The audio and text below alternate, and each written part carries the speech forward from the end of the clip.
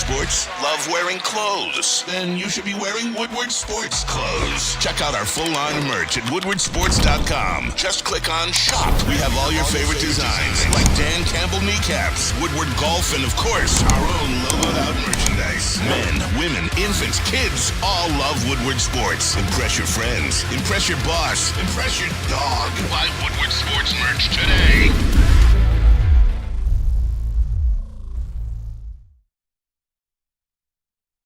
What up, though, people?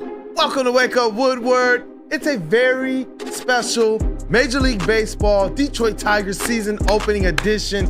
We got a lot of Tigers to talk about, and we're going to play something a little bit fun at the end of the show, north or south. We'll have Broder definitely break things down when we talk about the agenda of the day. Welcome to Wake Up Woodward. Chat family, as always, you guys are very, very, very important part of this show. Smash that like button, and once you do, encourage somebody else to do the same. We want you guys active today as well in the chat.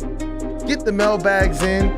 We will definitely get to them if we have the time. And when we get to North or South, I really want people to be active during that segment. We got the starting five back again. Mr. Flannel, Sam. Hey. Our vet of the squad. We got Detroit's #1 draft pick, Mr. KG, in the sound booth. We got Woodward Sports' MVP, Mr. JB Smooth, in the TD booth. Ooh, boy. Let's go. It's your boy, Brandon, a.k.a. Detroit Kool-Aid, credential, Pistons, beat writer and beat reporter. And now I'm going to throw it over to our credential Detroit Lions and Detroit Tigers. Let's go, baby. Credential beat writer and reporter, Mr. Matthew Broder. It's a big day for you. It's huge. It's huge. It's a big day for Detroit, for everybody. I know it's not the home opener downtown, but Tigers baseball is back. We got Scooble on the mound, playing the White Sox in Chicago. I'm ready. We're going to be talking about Tigers all second hour. We're going to get right into it at 9 o'clock. So return there. We're going to touch on some of the Lions transactions here at the end of this segment. We're going to be talking about cornerback additions that the Lions may be able to go after in free agency. Hey. I know Flannel Sam has someone in mind that I don't think any of us have thought of yet. We're welcoming Doc at 8:30. Always going to have a great chat with him. And then another segment. Flannel has a big statement, a big thought coming out of the Michigan Pro Day that I think he wants to challenge us, or at least pose to us, about who may be the best player coming out of that class. You telling me we might get play-by-play Flannel back again? Yeah. I think he's going to be in his bag for that one. I can feel it coming.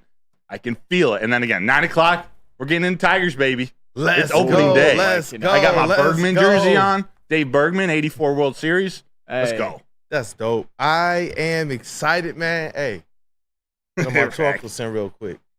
Not on my Javi Baez, but we'll get there later. That's some big wood you got up there. That is some big wood, man. Yeah. Big paw. Hey, let's what? That's what it's. I mean, TV. I like that angle, by the way. Look at that swing. Hey. Look at it. If I look this way, I can Call my shot. Oh. Hey, let's go. You guys can see the beautiful Woodward Avenue behind us, the legendary Woodward Avenue. Let's get around the city, though. The Tigers, like you already said, we're going to be covering them a lot in the second hour of the show. Let's go, Detroit Tigers. A lot of expectation here, but we got to go to the Pistons, a team with very little expectation. You guys see I got my Cade Crusader shirt on because that's about the only thing that I can even be proud of this season is Mr. Cade Cunningham. They do fall to the T-Wolves 106-91 last night. And honestly, Anthony Edwards did not show out, but he didn't really have to last night. He finished with 9 points. Cade finished with a game-high 32 points and not a lot of help during a double-double, 11 points, 11 rebounds. But it was good to see Cade hit the floor again. The Red Wings, their next game is tonight versus the Hurricanes at 7:30 p.m. That's it's going to be tough, but as we talked about yesterday and as all the shows talked about yesterday, you're going to have to win some games that you're not supposed to win in order to make the playoffs. In these next 4 games, at Carolina, at Florida, at Tampa Bay, and then home versus the Rangers, at absolute minimum, you've got to get 4 points, which even 4 points might not be good enough to make the playoffs. But then you got a home game against Washington, who you're chasing. I'm not saying it's over, but if the Red Wings tank these next 4 games and get anything less than 4 points, it probably is. But it's going to be extremely tough. Hey, shout out to CK. Said, don't dip the shoulders, stay on top of the ball. He's telling you. Thank you for that, yeah.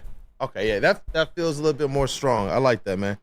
DCFC, you want to tell us about that, Mr. Broder? Yeah, I will. I just want to shout out on Big D Energy at some point between 11 and 1. They've got Trevor James, their sporting director, which is the soccer, the American football, or the American soccer version of a general manager. He's joining Big D Energy. Another reminder, their next game, they stand at 2-0. Their next game is this Saturday away at the Indy 11 Football Club.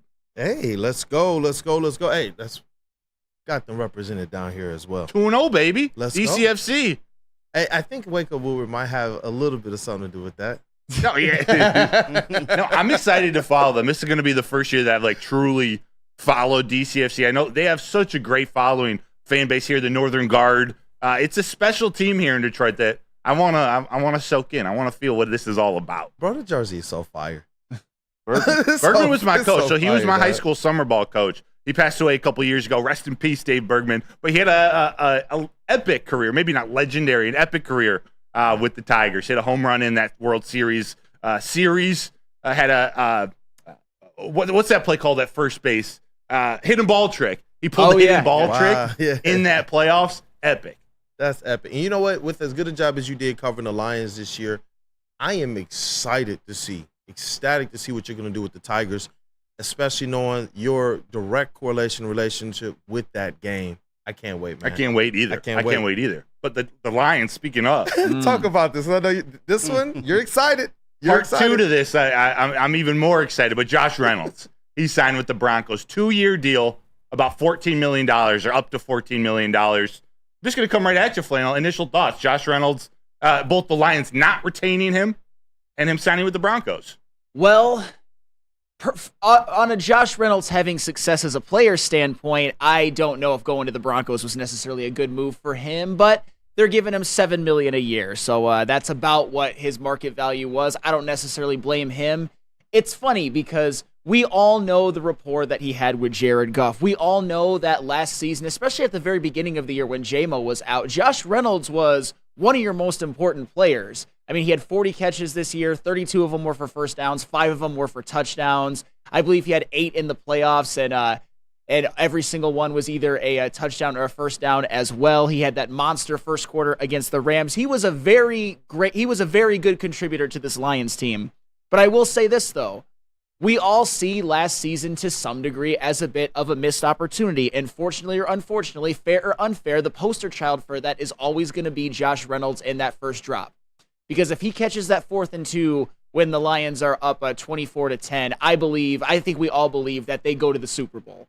Because then they're able to at least milk some more clock, kick a more manageable field goal, maybe get a touchdown to put them ahead 21. And then later on, when the 49ers had just tied the game, Josh Reynolds dropped probably an even more egregious play, not due to situation, due to easiness of the catch, one right into his hands that basically stalled a drive there, where that the Lions maybe could have kicked a go-ahead field goal or a touchdown. So I guess my point is that I would have been okay having him back, but if you are one of those people that just look at Josh Reynolds as the man who dropped the ball, I can't necessarily blame you for that. I don't agree with that approach, but I'm not going to kill you for it.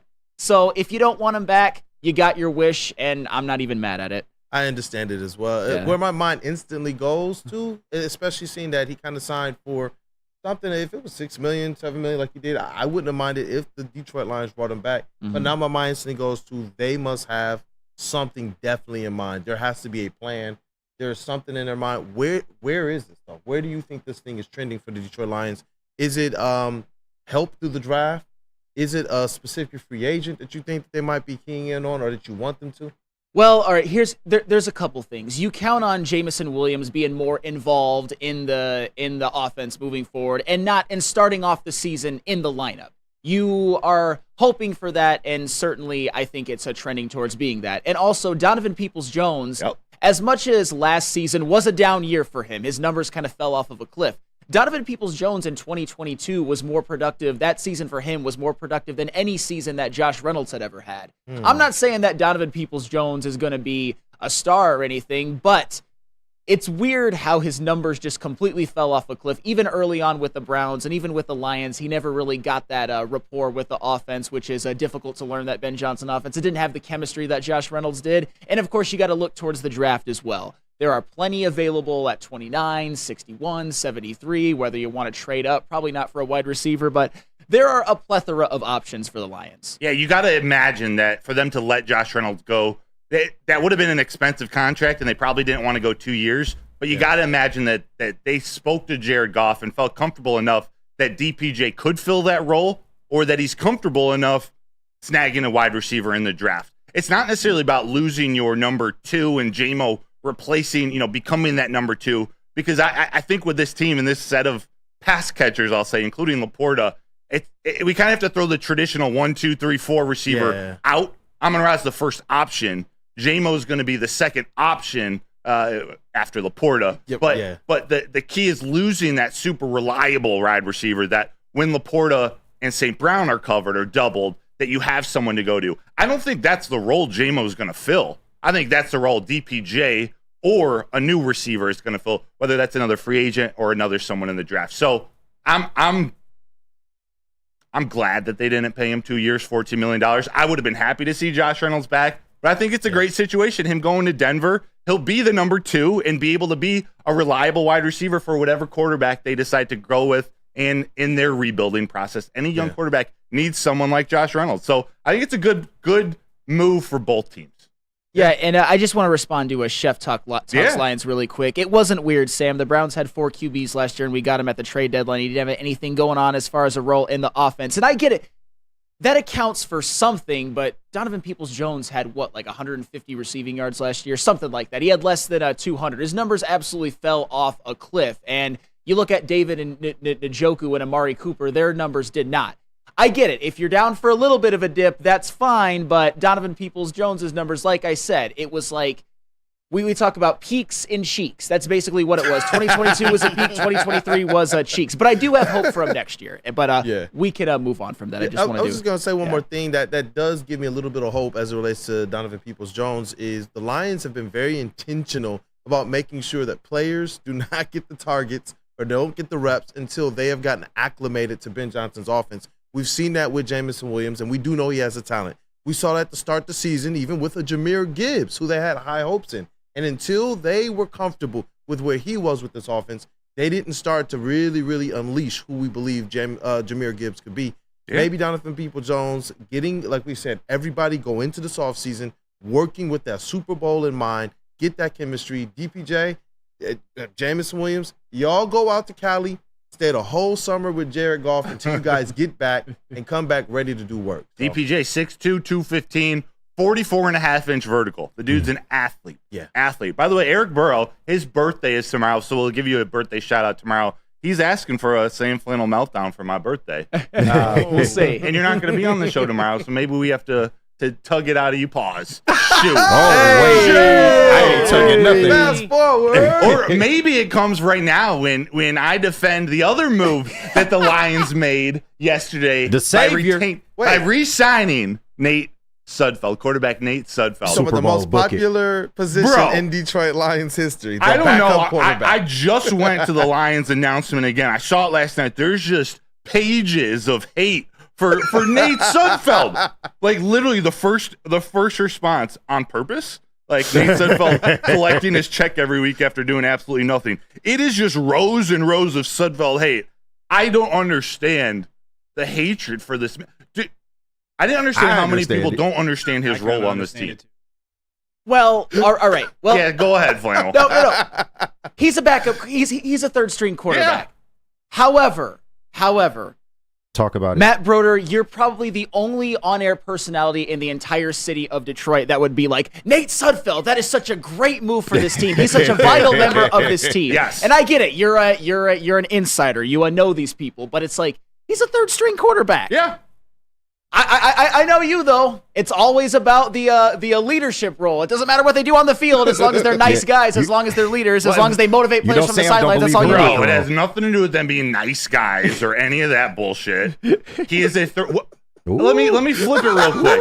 What do you expect out of him as a third string quarterback? What is What's your expectation? Nothing. Hold the clipboard. Hold the clipboard. So you believe he's just literally sitting in Allen Park, just like sitting alone in the corner, not doing anything to prepare Jared Goff, to help that quarterback room? Literally nothing. He just sits and does nothing all day? No, I'm just saying that Jared Goff's a veteran quarterback. And I get it. Mm-hmm. Nate Sudfeld for like a veteran minimum and a bag of peanuts, I'm fine with. Yeah, that's all it is. But if you are going to hype that signing up, don't be mad when people are like, who cares? I'm not going to hype the signing up. Right. I'm going to answer the critics and say, this man is part of Jared Goff's trajectory. He's not as important as Ben Johnson or Mark Brunell, but he's in that category of doing nothing on the field but helping him get better. Jared Goff, top 5 in almost every quarterback category. This team has turned around. This franchise has turned around so much. I'm not expecting him to throw one single pass. I'm not expecting him to affect the game on the field at all, ever. He'll be the emergency third quarterback,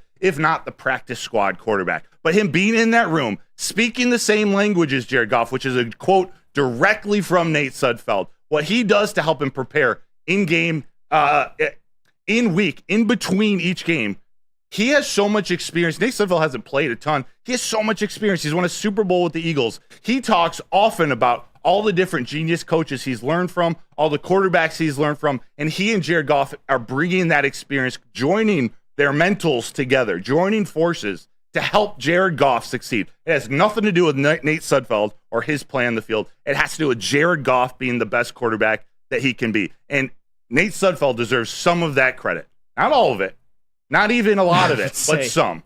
Like 5%? No, probably about 20%. Oh. Flannel and these former Eagles that become Detroit Lions as motivational players. Yeah. Shout out that CJ, GJ. Shout out CJ, GJ as well. But there are roles on football teams that don't involve being on a field, and that contributes to winning. I was going to say, does he contribute in ways that Teddy Bridgewater did? I know that he was actually working with the wide receivers, including Jamison Williams. It's honestly, it's all about Goff. Like Teddy Bridgewater had more of a relationship with the receivers and helping J-Mo develop. Sudfeld is totally a mental pairing with Goff. They bring the best. He helps bring the best out of Jared Goff mentally, preparing for the game, understanding reads, understanding processing, everything. It's all mental and it's all about Jared Goff. IT Hips, you're crazy if you'd rather see Sudfeld on the field rather than Hooker. I never said Broder said that. Broder never said that. I would 100% more rather see Hendon Hooker. I don't want to see Sudfeld on the field. That's not what I'm saying. It needs to be Hendon Hooker as your backup. Sudfeld would have stayed on that team even before he tore his ACL. They would have had 4 quarterbacks on the team.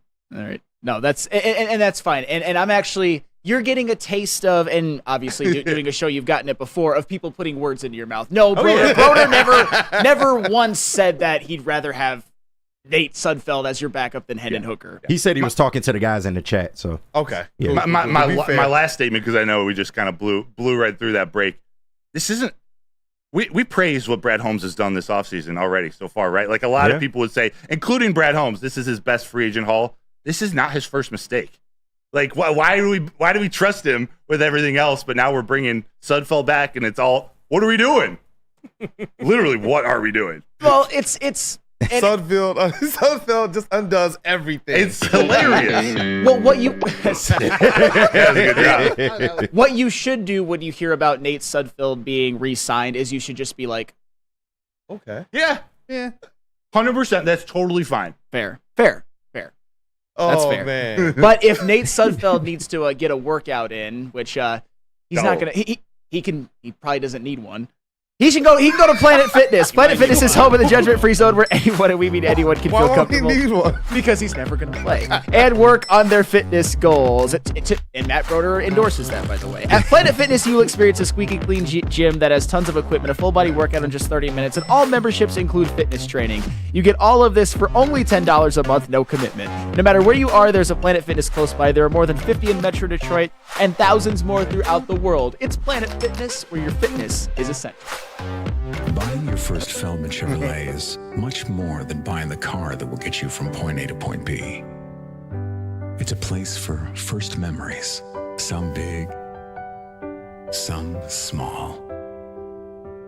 As she grows, you're not just buying her a Chevy, you're buying into a Feldman family. With more than 700,000 vehicles sold, from generation to generation, Feldman just keeps rolling. And with the first pick in the 2024 Media Draft, Detroit selects Woodward Sports. Thank you for making us the #1 digital network in Detroit. Big Boy Seafood Fest is sailing in with a fresh catch of favorites. Dive into fish and chips, our new palm-crusted cod, perfectly fried clam shrimp platter, or a delicious fish sandwich. Try our new mango iced tea, the ultimate complement to our popcorn shrimp, our all-new fried pickles, shrimp alfredo, or shrimp stir-fry. Experience all the sea has to offer every Friday night with our all-you-can-eat seafood buffet. Every day is a fish fry, only at Big Boy. I'll tell you. All right, you know what? We going off script. Shout out Steak, man. Let it go, baby. The new ice water bubble hash pre-roll is now with Diamonds. Have you ever smoked jewelry before? Well, today you can, okay? So what I need you to do is I need you to go to gloriouscanna.com, aka Glorious Cannabis, and check out this new ice water bubble hash pre-roll. It's real good, y'all. Perfect boost comes from THC Diamond Dust. I ain't never smoked no Diamond Dust, but I'm looking forward to it. So let's get out there. Let's get it. gloriouscanna.com. Hey, what up, though, people, man? Welcome back to Wake Up Woodward. We got nothing but pros on this show. Word to Mr. George Blaha. Chat family, thank you guys for tapping in. It's good to see the sun is shining on Detroit Tigers season opener, and that means that the home opener is that much closer. That much closer, and I can't wait. I'm ecstatic. It's been a lot of kind of anticipation with the way that the Tigers have played through spring training with what the AL Central is supposed to be this year. Let's get it in. And as always, chat family, smash that like button. And once you've done it, encourage someone else to do the same. And those phone lines, they are open, 313-552-6322. Once again, the phone number is 313-552-6322. And Broder, Flannel, our elite booth, Mr. KG, Mr. JB Smooth, we got to talk about the Detroit Lions free agency and specifically the secondary, cornerbacks. Yes, so obviously we know what happened with Cam Sutton. Cam Sutton, he was cut. Whether you like him or not, me and Broder definitely had our battles over last season. He was definitely going to be a big part of this season. I gotta eat that one, by the way. And they're up. Hey, that's all well and good. That was off the field stuff, because I do believe in a more talented secondary that Cam Sutton would have had a role that would have fit him a little bit better than what he was forced into last year. And I'll even give it that context. So, but right now you're looking at Carlton Davis and Amik Robertson as your starting outside corners, at least so you think. And to be honest, I'm not necessarily upset with that, but there are some things that the Lions can do, and there are some cornerbacks available out there that I am very, very intrigued by. And first of all, like I said, one of the reasons you still want to do this, even if you like the Carlton Davis and Amik Robertson pairing, is that Cam Sutton supposed to be a big part of your plans, now cut. That is a void that you're either going to fill or you're not. And also, Carlton Davis has missed 16 games in the last 3 seasons. He's somebody who, if he plays 17 games, you'll be surprised. So it's not always going to be your starters intact. And oh, by the way, one of your reinforcements in Emmanuel Mosley is coming off of 2 ACLs. So you need to be prepared for that. And one name that I never hear being talked about, I hear about Xavier Howard, I hear about Stephon Gilmore, I hear about Patrick Peterson, I hear about Rock Ya-Sin, I hear about Ahkello Witherspoon. But you know who actually had a better year last season than any of them by the numbers? Steven Nelson of the Houston Texans. Wow. That is who I want to see the Detroit Lions possibly pursue. Let me give you some numbers when it comes to Steven Nelson. Last season when he was targeted, he had the lowest passer rating allowed when targeted out of all the players that I just mentioned plus Steven Nelson. A phenomenal 70.6. 70.6 yielded a 59.4 completion percentage, 1 touchdown, and only 4 interceptions. And oh, by the way, that is while playing 1,001 snaps at outside corner, including 665 coverage snaps. And it's not just this, because he is a veteran. He's 31 years old. He's 5'11". He's been around the block. He's one of those guys that's probably not going to necessarily get a long-term deal, which would help you if maybe you want to sign him and draft someone. He has had 6 seasons in his career in which he has allowed a passer rating when targeted of between 70 and 90, which anything under 90 is very, very good. The last 2 seasons, he's committed only 4 penalties and allowed 2 touchdowns. He's allowed less touchdowns when targeted than penalties committed. You definitely have to love that. And also, Steven Nelson has had remarkable durability, has played in at least 15 games or more for 6 consecutive seasons. Sign me up. Absolutely. How could you not with numbers like that? And his spot track market value or like market value that you think is $8.4 million. I wouldn't mind at all Brad Holmes maybe giving Steven Nelson 1 year, $8.4 million, or hell, maybe even 2 years, because he last season was one of the most underrated corners in the league. And if you bring in Steven Nelson, Amik Robertson could play more slot corner. And like I said, Steven Nelson is also one of those reinforcements if there's some injuries in the secondary. And if you move over Amik Robertson to slot corner, maybe Brian Branch plays more safety. There is room for Steven Nelson in this secondary. Will I be furious if it doesn't happen? Not necessarily, but it certainly is an option now, especially given all that happened with Cam Sutton and that he is for sure not on this team anymore. That is definitely a certainty. Mr. Broder, do you want to cue up the video? Yeah, well, let's talk about that real quick, because I wasn't thinking about Steven Nelson, and Sam just sold me on that. I'm on the Gilmore bandwagon, the Stephon Gilmore. Yeah. I'd be okay with that too, by the way. Yeah, but my main reason for it's partly due to his size and his experience. He is an older player. He's 6'2", 200-ish some pounds. But it's that experience, that veteran leadership that he can provide for a 1 or a 2 year contract. It sounds like Steven Nelson, and I haven't done much digging into him, he might be even more reliable on the field player or more available player. It sounds like he's got a track history of playing and playing well. He comes from a really good organization with Houston.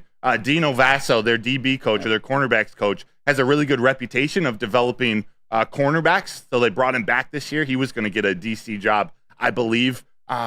I like it. I want them to draft a cornerback, relatively high in the draft, but I do want them to add at least one more veteran to help this young cornerback, this young room, continue to develop. Yes. Go. No, I was going to say I did have just kind of one quick question to you all. If Stephon Gilmore is here, does that put his brother's position at peril on the Detroit Lions?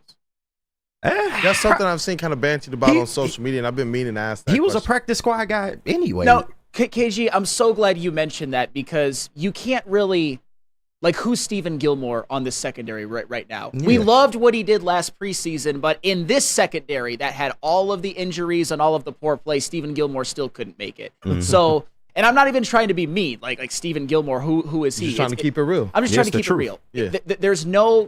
He shouldn't even be a thought in the Lions' mind unless you plan on playing him if you're looking at upgrading the cornerback room. That's just my opinion. Yeah. And go ahead. No, go ahead. No, I just wanted to respond to this from a Chef Talks Lion. They want Branch in the nickel for now. Dan Campbell said it himself. And for the record, I would be okay with that, because Brian Branch, your best cover man last year was Brian Branch in the slot or in the nickel corner position. I'm like Carlton Davis, Amik Robertson, Brian Branch, Kirby Joseph, Ife Melifomu. I don't hate that at all. No. It's just, if you are thinking about filling the void left by another veteran corner in Cam Sutton and getting another one who I think is a better player, Steven Nelson would be my option. You got to keep them all open. When something like this happens, which is a situation none of us had ever seen before when it comes to Cam Sutton, which led him to be cut, you have to consider all of the options. That's the purpose of this right now. Those guys you named, they're young. They need some veteran leadership in that room. Yeah. I mean, I love the sound of Brian Branch, Carlton Davis, Amik Robertson, Kirby, Ife. That sounds kind of nasty to me, but you need some veteran leadership. Maybe that's in the safety room. Maybe it's a Quandre Diggs type. Yeah. I would love another cornerback, but you got to add some leadership there. Yeah, no, I'm glad you mentioned it with safeties. There's, Justin Simmons is still out there. Shoot. I think we would all love that. But I mentioned this a couple weeks ago. Micah Hyde on a cheap veteran contract. I don't hate that either. He's definitely not what he once was, but just if you need some depth and some veterans in the secondary, that's an option as well. Because when we even mention who the starters would be, you get to thinking, if one of them goes down, yep. That's what a Steven Nelson, the draft, a potential Micah Hyde or something, that's what that would be for. Yeah. I think it's time for Doc. It I is want to continue absolutely this time for Doc. conversation with Doc. Okay. You know what? We have just adopted. We have our lion. We got our golden grizzly. Now we got a tiger. And you know where I go to get my tiger the best? Premier Pet Supply, man. It's hands down Michigan's best pet store. Same prices and all the conveniences of the online and big box retailers. With one major difference, it's been family and locally owned for over 30 plus years. They have over 60 brands of food and nutrition experts to help you. Same day, local curbside and home delivery. Premier Pet Supply. Give your pet the best at www.premierpetsupply.com.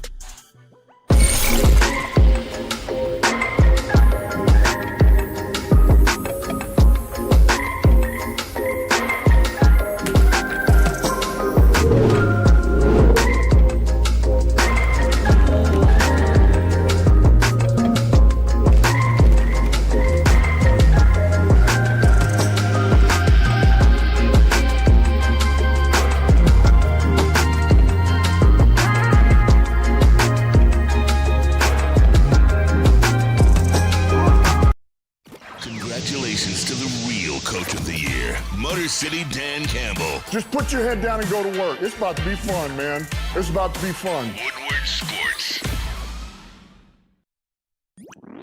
Every year, after a cold and dreary winter, Metro Detroiters come together for two things: Tigers baseball and the best damned party in the world. A new season of Tigers baseball is here, and we're bringing in the new season as only Woodward Sports knows how. Broadcasting live from the biggest party. It's the Grand Slam Festival at the Detroit Opera House. Come party with 4,000 Detroit sports fans, starting with Wake Up Woodward and rolling into Big D Energy. This is a party you don't want to miss, with Detroit's best DJs, food trucks, and of course, shots.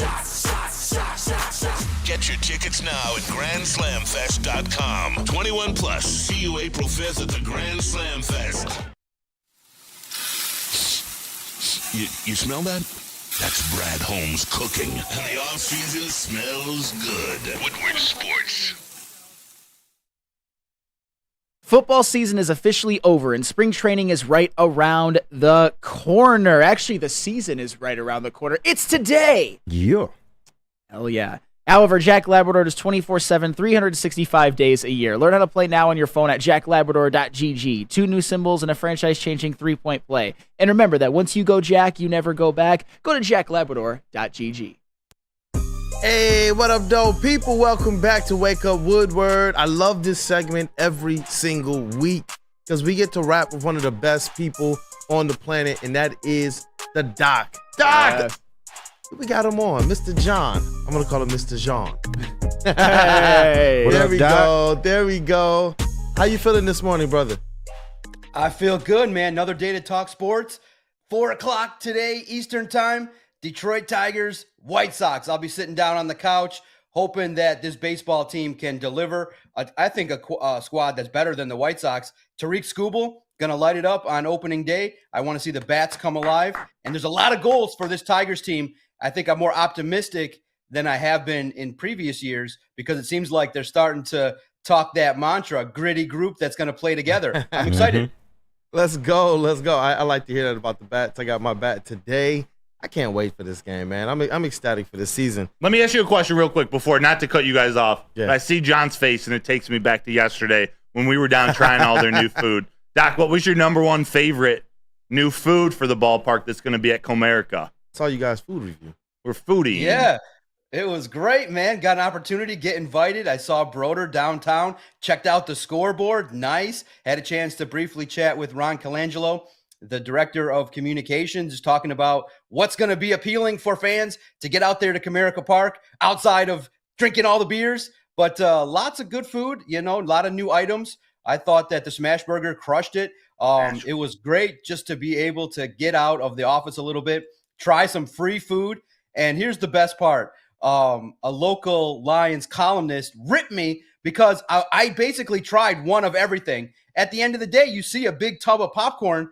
How can you not go over there and take it? And he's like, oh, man, I lost respect for you. How are you going to fill up on popcorn? I'm like, I love popcorn. But in the end, it was just a little stale.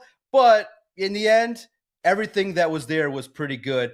Tigers fans, look, if the team puts out a winning product, Comerica Park is one of the funnest ballparks to go out there and have fun with your friends. Mm-hmm. So if the Tigers can be a winning ball club, be competitive, figure things out, and give this fan base something to cheer for, fans will come out. There's nothing better than a summer evening going out to Comerica, having fun with the boys, eating some peanuts, flirting around, seeing, because, if you're a single guy, the ladies that go to Comerica, they definitely understand what's going on, and it's a great time. I've never had a bad time at Comerica.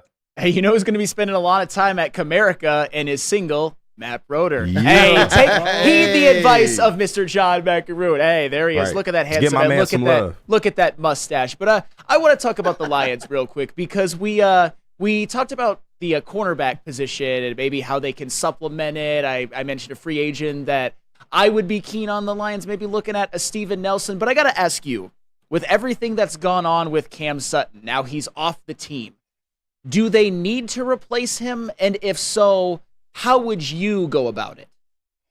Yeah, no doubt. What a mess. I thought that Cam Sutton could have had a rebound season in Detroit, and a player that, was coveted by Brad Holmes, and it was a clear miss. You look at it and you say, when he was called up to, step up a little bit, it's a tough position, no doubt about it. And it was real interesting this week knowing that Dan Campbell said that, we probably still do need a cornerback on this roster. And then Brad Holmes 24 hours later is like, in the draft, it's not really a need. So it may indicate to some that maybe they still will look in free agency for a cornerback. To me, I'm all about, on this opening day, big swings. Look to make a deal for Patrick Surtain, one of the young guns cornerbacks out there. The names that you've discussed, Steven Nelson, Adoree Jackson, a safety, and Quandre Diggs. Look, I look at it and I say, if they haven't been signed already in free agency, then there's a reason for it. All the general managers looked at the tape, ranked their cornerbacks, and it would be fine. I feel like Nelson would be a role player that fits, but has some miles. The name that everybody in town seems to love is Stephon Gilmore, just because he's a name. But in my mind, the cornerback spot that's going to be added, probably the best, is to develop one in the draft. You have your veterans. You have, hopefully, Carlton Davis and Emmanuel Mosley healthy that will take over the position. And hopefully Amik Robertson can fill a role in the slot if Brian Branch does take some reps at safety. I just think that cornerback spot, people are thinking that the biggest impact could be in free agency. It's just going to be a role player that's just going to take some reps, give these starters a spell when needed in different situations. I think you got to look in the draft. You got to find somebody that you believe is going to be somebody that you can develop and throw in the fire down the road. So in my mind, it's a mess. Cam Sutton really, really put the Lions in a bind. But I do believe if there's somebody to be able to figure it out, it'll be Brad Holmes. Yeah, and I hear your strategy here with the cornerbacks. I want to just kind of deviate from that just a little bit. Do you apply that same strategy to the Lions filling out their depth with the wide receiver room as well, looking more or less in the draft rather than what's left on the free agency market? Absolutely, man. You're hearing it. The Lions are doing a lot of homework on the wide receivers in this draft. There's so many quality receivers at all Lions. We just profiled Oregon's standout wideout, Troy Franklin. Man, he's got some size, but he's still a little bit thin. Maybe needs to fill out a little bit in order to be able to compete at the highest level. But like Broder said, and like many would assume, the Lions are stacked offensively. And what the Lions had said this week at the owners' meeting really holds true to this draft. They're going to draft players that maybe not even start in the first 5 weeks of the season. That's how talented, that's how high the mountain's going to be for a young rookie to try and climb to earn playing time. So you look at the receivers, of course, Keon Coleman, Leggett in the first round if needed. There's opportunities in later rounds to get potential receivers that could help this football team. So in my mind, I think Brad Holmes clearly said it when he gloated about his free agency class. We helped the defense upgrade at certain spots along the defensive line and adding some veteran defensive backs. And the draft now, he can survey the landscape, and whoever the scouts have put together that board for him and helped out regarding who the best player available is, the options are limitless for Brad Holmes. And he said it again this week. best player available. So when the time comes, it's number 29. It could be a wideout. It could be a lineman. It could be a linebacker. It could be any position out there on the football field. The Lions are looking for guys that check off all the boxes, and I think they'll be able to find several in this year's draft. Hey, Doc, on the topic of best player available and the wide receiver position, what do you think about with these new kickoff rules, putting a guy like Jamison Williams back to return kicks? I think that when I saw it for the first time, I peeked into the XFL a little bit. Obviously, clearly love of wrestling back in the day when Vince McMahon started it. So now you see the kickoff rule. It looks a little jarring to see all the defenders right there near the returner. But I see the opportunity now for Dave Phipp, a wonderful special teams coordinator, and Dan Campbell getting in the lab and figuring out ways to kind of allow this football team to get better field position. And absolutely, I think, without all these gunners having the 40-yard head start to run, I think potentially Jahmyr Gibbs as well. Yeah. Go out there and use a skill player to potentially elude defenders. Jamison Williams now probably smiling a little bit in regards to, hey, if I get on the field again, hey, he just wants to make plays. And I do think that the kickoff rule is one of the rule changes that I'm okay with. Last year it was ceremonial, it was boring, and now at least you'll have an opportunity for more kickoffs. No doubt about it. Yeah, John, that's certainly going to be an interesting angle to the game. But I want to ask you this. After free agency, after Cam Sutton getting cut, is there any glaring need on this team that the Lions should address in the draft, or should it just be purely best player available? Look, improving the football team, Brad Holmes said it. It was a great question they asked about, okay, it's 2024 now. How do you feel about the roster compared to what it was in 2021? Clearly, it's been upgraded. No longer are you relying on Terrell Williams to be your wide receiver number one. You have a clearly upgraded roster. But Brad Holmes said it. He's like, in the name of improving your football team, you never can get comfortable. You always got to look to upgrade different positions. And for the Lions, I think best player available, no doubt about it, will be the strategy. But I think that you can look at some positions that you want to add depth, no doubt about it. Probably looking along the offensive line. You have aging veterans all over the place with Taylor Decker, Zeitler, and Frank Ragnow. You're going to need probably an offensive lineman for sure to secure that depth, to make sure that that unit protects Jared Goff. If he does secure the bag for the next 3 to 4 years, number one goal, make sure Jared Goff is upright and protected to get the most out of him. I look at it, wide receiver, no doubt about it. With losing Josh Reynolds, you're going to want to upgrade that spot. The defense has been upgraded. You probably are going to want to look potentially for some safety depth. Brian Branch could get some reps out there, but you always want to have a plethora of options at the safety spot. But this football team, Sam, when you look at it, it's in a great spot. You see the potential that you have where you're going to add draft picks that don't even need to see the field, that they're going to upgrade. And what Dan Campbell said is it upgrades the floor. It upgrades competition when you bring in a bunch of young guys that are going to be talented and push for starting opportunities. So really, this year, you can see that when you have good roster construction, it puts the team in such a better place where you really can't expect that these rookies are going to come in right away and earn playing time because the roster is so stacked. You expect that everybody that's currently on the roster with the starting position is going to fight tooth and nail to keep their job, which only bodes well for this Lions football team. Yeah, so Doc, I'm not sure if I asked you this, but I've been asking people this over the last week or so. Does AG have enough going forward with the additions made on defense, draft notwithstanding? Does he need to get this defense to a top 15 defense in order to show marginal improvement? And just do you think he has enough going in? Is this a make or break year for AG going into the season?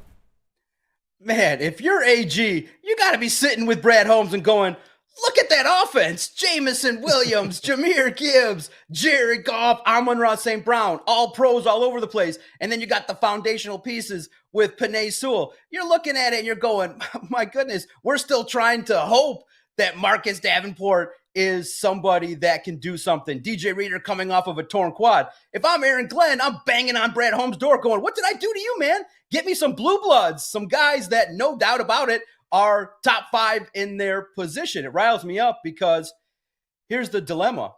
The NFL has made it so that you can't even tackle dudes. Yeah. It's a game. You heard before the hip drop rule was canceled and moved on from. They said that they saw last year scoring was down a little bit, which upset the league. They want points. So if you're Aaron Glenn and you're like, my goodness, we can't be violent because the flag is going to be thrown against us. We can't tackle. We can't breathe on Justin Jefferson. It's a nightmare position because I love defense. I love the big hits. I want to see defense win championships. You saw the Chiefs were able to lock it down defensively, and that helped Patrick Mahomes. No, Aaron Glenn does not have enough. For Aaron Glenn, it's such an uphill battle because he's expected to coach up all these players. Now, there is talent. Derek Barnes, Jack Campbell, Aiden Hutchinson, blue bloods out there. But when you look at the cornerbacks, Carlton Davis is a role player that has talent, but surely Tampa was okay dealing him. Amik Robertson, a little bit undersized. He's going to be a competitor that's going to fit the grit scenario and be somebody that's going to work hard and make plays, but he's not a number one. Where's the Amon-Ra of the defense? Where's the guy that when you say I need a sack, it's going to be him? Many will say it's Aiden Hutchinson, but teams, if you don't have help on the opposite side, could take him away at certain times. So Aaron Glenn does have his work cut out for him because he's got to take lesser talent and make them shine and outperform. But I think with the changes in the coaching staff, with the new coach coming in along the defensive line and new experienced defensive backs coach, he's been basically given as much as he possibly can. And now he better be sitting in Brad Holmes' office saying, hey, make sure some of these defenders that you get me can play and don't have a history of ACL, Achilles injuries. Get me a guy that played 15 games, that put up some numbers. And again, the defense is hoping for players to stay healthy. Again, DJ Reader, Marcus Davenport will be a huge deciding factor on how the defensive line looks. And just real quickly before we get to our next segment, you kind of talked about it a little bit. These new rules, especially the hip drop tackle, how much do you think that's going to affect the Detroit Lions' aggressiveness on defense? Man, it's a great question. Look, when you see AG, I think that the message got clear. In speaking to Jerry Jacobs a few seasons ago, speaking to the Lions, when you in that locker room and you talk to the players, they've said it. Even new guys that came in for a short stint, they say we're violent. That is the way in which we want to play. They're not going to be less aggressive. And in my mind, it's just got to be taught up in a way so that in the key moment, you don't take that penalty. It's just a nightmare to try and figure out these new rules. I mean, you can't hit low, you can't hit high. You can only hit at such a fast pace, a certain target. It's just nearly impossible. But as long as AG and Dan Campbell are out there doing their thing, that is the way in which they want to play. Violent. They come from the old school Bill Parcells model. They are not going to shy away from saying it, being about it. They want to wreck the quarterback. They want to get to just be disruptive. So it'll be something where it'll be a trial and error situation. I like the new challenge situation where you can get an additional challenge, even though, you have to be successful one time in order to get that third challenge. I like that rule. The hip drop rule, I think there might be enough uproar where it might be looked at a little bit further, especially with Jalen Reeves, Maven of the Lions, being an executive now in the NFLPA, running things and being in a leadership capacity. But it just sucks because they're making the game not as violent as it could be. And I understand why, for player safety, but as a viewer, it's not as fun because you're going to give these officials who have a history of being shitty and blind having to make more subjective calls. I'm of the opinion I want officials to make less objective calls. Yeah. So it's going to be chaotic, and you guys know it. Lions are going to be up by 3. And Amik Robertson's going to make a spectacular tackle in the playoffs, and there comes the flag, and we're all going to be in an uproar. Sam, I told you. He's we're going to be in an uproar. Yes, the Lions are going to get flagged for the hip drop in the playoffs when it's been clear. So get ready. That's the way the NFL's rolling. Oh, man. Doc, John Maakaron, as always, thank you for your time. Sports Illustrated, All Lions editor and publisher, host of the Detroit Sports Podcast, overall good person as well. Thank you for your time, brother. Thank you. No doubt about it. Real fast. Brandon Kool-Aid, got to tell you, I have no clue who these dudes are running out there for the Pistons. So I'm going to need both, brother. I'm going to need an in-depth feature on Malachi Flynn, Does he compare to Nate Sudfeld? Is he in that same role of a guy that you just throw out there and you hope, oh shit, if Nate Sudfeld's out there, the Lions are fucked. So it kind of has that feeling. If I see Malachi Flynn out there, I'm like, Yeah. Pistons are fucked. Yeah. Doc, you the man. Doc, boy, you're the man, bro. You are the man. And it was cool to be able to see you and Broder down at Comerica Park. I keep trying to say Tiger Stadium. Down at Comerica Park yesterday. It's really cool, man. Overall, good guy. Beyond just what you do for your own platform and for yourself, what you do for other people and have done for a very long time. Thank you for giving us your time on this show today, man. Yeah, absolutely, guys. Let's go. Yes, sir. And I got to tell the people about something else that's almost as awesome as the Doc.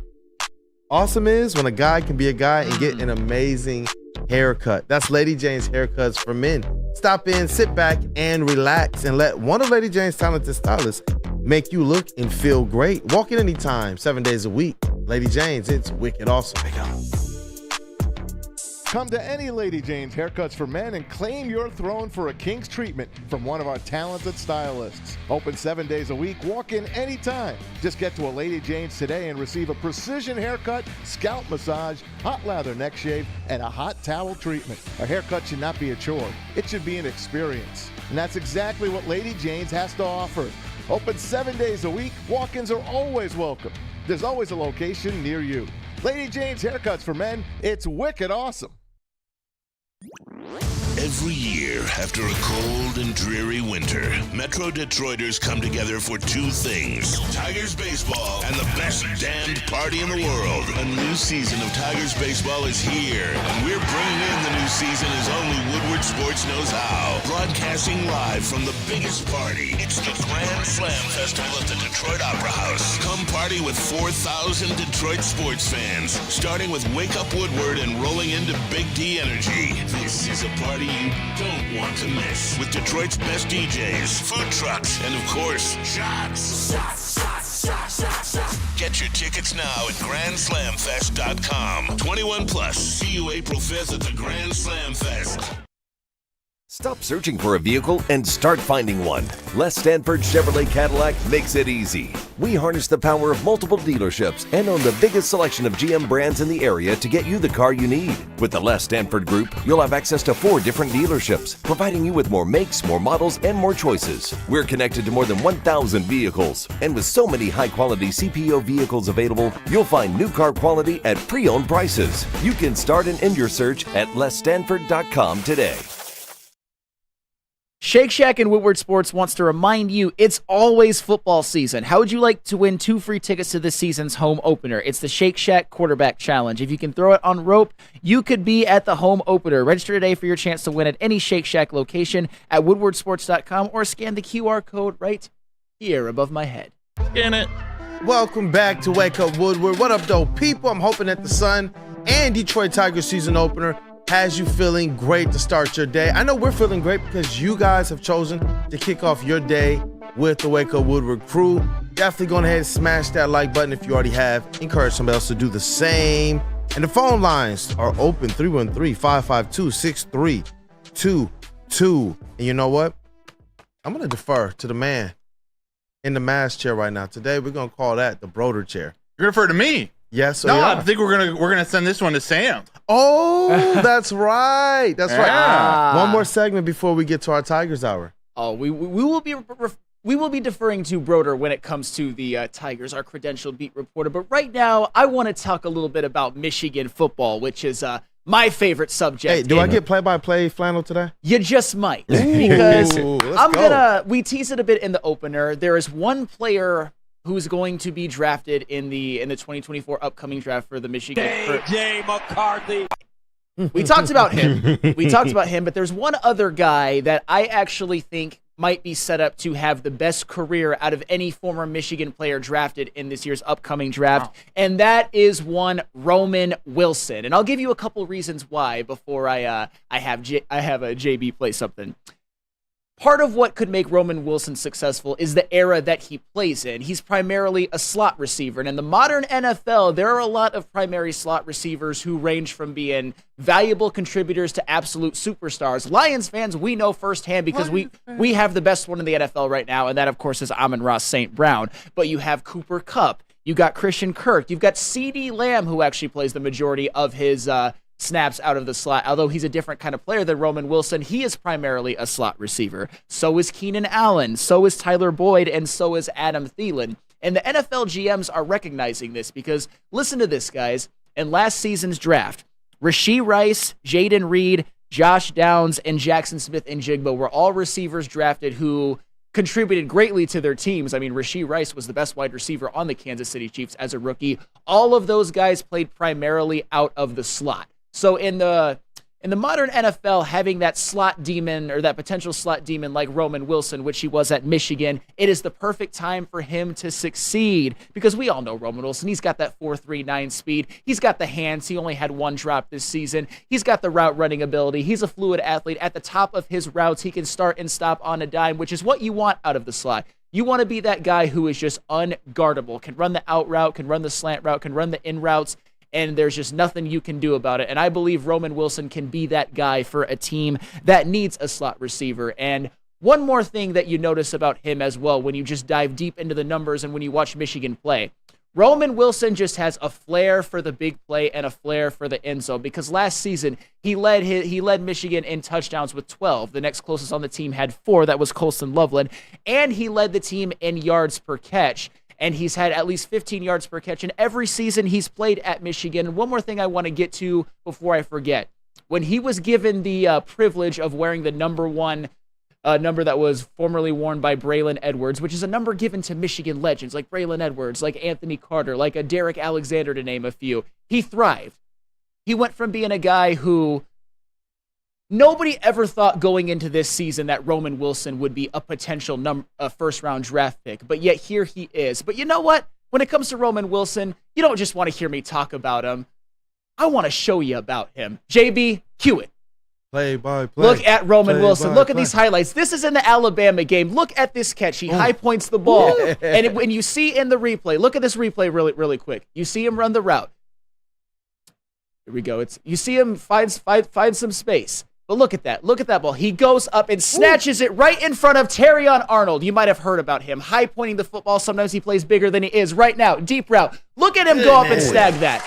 As I said, playing bigger than he is. Catching that deep pass over a corner, one-on-one. Look at him. Start. Ooh, stop. And then go. Baller. Look at that. Look at that. Boom. Nasty. That is a contested catch. And look at this yards after catch ability. Is elite. Look at this bubble screen. Look at him go on the sideline. Look at that athleticism. Whoop! Gone. Touchdown. Touchdown, Roman Wilson. That was number 14, Roman Wilson. We got a Chris Burger. Absolutely. Look at him beat the Hawaii defensive back deep for a touchdown. A flair for the big plays. Flair for the end zone. Yes. And then this one, another screen. Look at him on the side of his run. Get past all of those defenders. He doesn't score on this one, but still turns a screen into a big play. Another one against Maryland. Out route. Catch. Touchdown. Look at this one against Penn State. Touchdown, Roman Wilson. And look at the replay. Look at this replay really quick because you'll notice something very, very interesting. Who was number 9 for the Penn State Nittany Lions last year? That was Joey Porter Jr., who he just cooked. Back of the end zone, red zone threat. Touchdown. You got to love that from Roman Wilson. All of his skill sets are on display. Look at him. That is the type of play that would normally be reserved for like a big body receiver like Keon Coleman. He makes that play. There's another one. Down at the 5, deep ball. This one was, that was the Cade McNamara one. Finds the hole, but then he's got some space to make even some yak yards after that. So that's he's the chain mover that can make even more of that. This is the J.J. McCarthy throw. Look at him between the 2 defenders, make that catch on the sidelines. Roman Wilson can just do it all. That is a bad man right there. Look at that. He even gets jammed, and then he brushes that off and makes the catch. You got to love that. These are some NFL skills. All of his skills are on display. This one was the trick play. I mean, the defenders were caught sleeping, but Roman Wilson was able to get back there and just untouched into the end zone. I'm always fucking open. You've got to love it. Seeing him wear number 14 really makes me tingle. I know. And this one against the Georgia secondary, this one against TCU, we want to forget about that game, but Roman Wilson really balled out, wide open for a touchdown right there. Another TCU play. He had a big game against TCU. Beats the TCU defenders down at the 1. I don't want to remember the play How after was that down at the... Sorry. Look at this one against Ohio State. The only thing about this one is Denzel Burke does rip the ball out. But you know what? This one yesterday. Look at that catch. Look at that catch. That wasn't even a good play by JJ. On the sidelines, chain mover right there. End zone, red zone, Roman Wilson. He's going to be good, man. Roman Wilson, red zone threat, like we said before. Red zone threat again, corner of the end zone, beating the defenders. And then this next one against Rutgers, that was UNLV, I believe, or Rutgers. That was Rutgers. This one right here. Look at that catch. And look at him just outrun that defender. Look at them. No chance. Leaves him in the dust. You've got to love that. This one against Bowling Green. Down the middle. Touchdown, Roman Wilson. This one. Look at that. Short throw. Beats him for a first down. Gets the first down. And this one, helping out his receiver who is scrambling by finding a hole. Boom. JJ hits him. JJ. Beautiful. Let me get a nice touchdown call on the next one. All right, we will see. I don't think this one's a touchdown. But again, chain moving, but when he's got some space in the open field. This one's a touchdown right there. Touchdown, Roman Wilson beating the defenders. You've got to love it. This one against Purdue. That was a great throw by JJ, but Roman Wilson got to run the route. Make the play. Look at him. He knew he was going to take that hit, and it's starting over. He knew he was going to take the hit, and then he held on to the football. My point is that why tell you about everything that Roman Wilson can do when I could just show you right there? You see him being a chain mover. He makes big plays, yards after catch, plays bigger than his 6-foot stature on that Alabama play, most certainly. And he's got some experience against some of the best corners in the nation, like Terrion Arnold, like Joey Porter Jr., and getting some wins. So Roman Wilson in this modern NFL right now, especially if a team like the Kansas City Chiefs gets a hold of him, a team in the late first round, he has a chance to be a star in the NFL. And I believe he will be the best pro out of any Michigan player drafted in this draft. Yeah, Flannel, that's a big statement, and I dig it. Do you think, just to bring it to the Lions, like, I see this, you talk about chain movers, could this be a Josh Reynolds replacement? Or where, like, is there a certain pick, a certain round where that's the time the Lions consider it? And I know you were just talking about NFL. Wherever he ends up, he'll be the best Michigan player out of this draft. So for the Lions, as I said before, and we've talked on this when it came to Ladd McConkey, for example. I love Ladd. Is he necessarily the biggest need for the Detroit Lions? No. We have the best slot receiver in the NFL right now that Cooper Kupp has had a couple injury-plagued seasons. It's Amon-Ra St. Brown's the king of that right now. So would I be mad at it, though? No. You'd have a bunch of receivers who are chain movers, like Amon-Ra St. Brown, like Sam Laporta, like Roman Wilson. I wouldn't hate it at all. But if you're one of those teams that needs that slot receiver, like, say, I'm trying to think of a good example, maybe the Buffalo Bills or something like that, or the Minnesota Vikings, who aren't going to be able to take him. I know he's not going to go to the Vikings. That is what you need. You need that number one slot receiver who can just win those one-on-ones against slot corners who typically aren't as skilled as the outside ones. Roman Wilson's going to be a star in the NFL. A star. Ooh, a star. He's going to be one of those guys that his production in the NFL in those more pass-heavy offenses are going to benefit him. Are you willing to put a Ryan Armani size bet on that? No. Don't do it. Ryan Armani's crazy. He's a crazy mofo, but I love him. Those declarations that he makes, I'm not in the business of that. But you know what? Ryan Armani's usually more correct than you think. His takes usually age, maybe not perfectly, except for Malik Willis, but they age okay. You know what? I can see the vision, man, with Roman Wilson. We saw what he did at Michigan. Sometimes I wonder if we just being homers or biased, but you're talking about a clean route runner, sure hands, hangs onto the ball after big hits, gets into the end zone, can do the toe tap, can play on the sidelines, has the speed. Mm-hmm. I can't wait to see what he does in the NFL. I really can't wait. And hopefully, it turns out the way that you think. Hey, and Clubzilla, Sam, thinking a Michigan player is going to be a star in the NFL. Shocking. I will say this, though.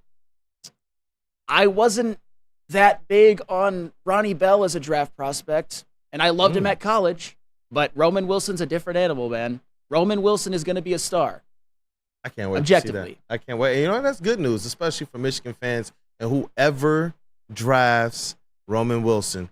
But I got to tell you guys about a little bit of bad news as well, and that's insurance rates are rising in the state of Michigan. I know none of us are surprised at all, man. It's almost as bad as the Detroit Pistons.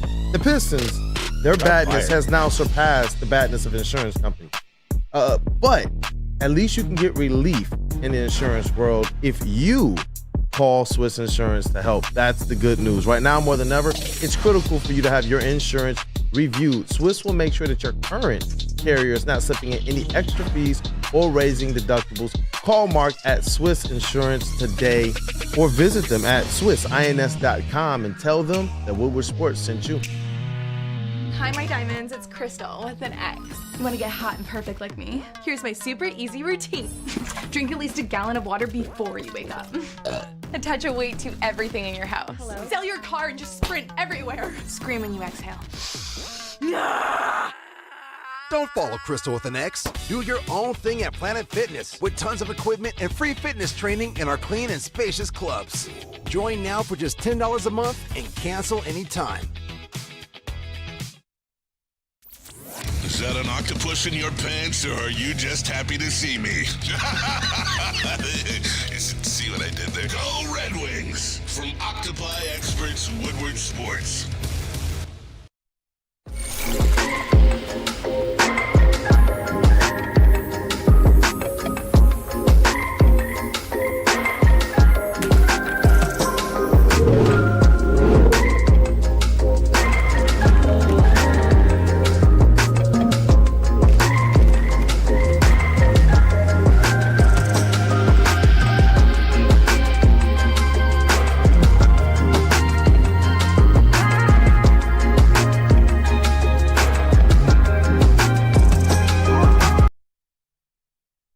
Hey, you guys, are you tired of wearing that same old Detroit sports merch? Duh. Well, it is a new era with sports wearables, with new designs, amazing apparel, and the ultimate swag. Look, go to woodwardsports.com, click on that shop tab. We have new designs dropping every single week. Plus, we're also doing giveaways as well, too. We got the Brad Holmes guy t-shirt. We got the Woodward Lions. You know, I'm repping the Woodward Sports hat, the beanie, because, you know, it's still a little cold out there. But not gonna lie, go and check out woodwardsports.com. Click on that shop tab. Get hooked up because you know the draft.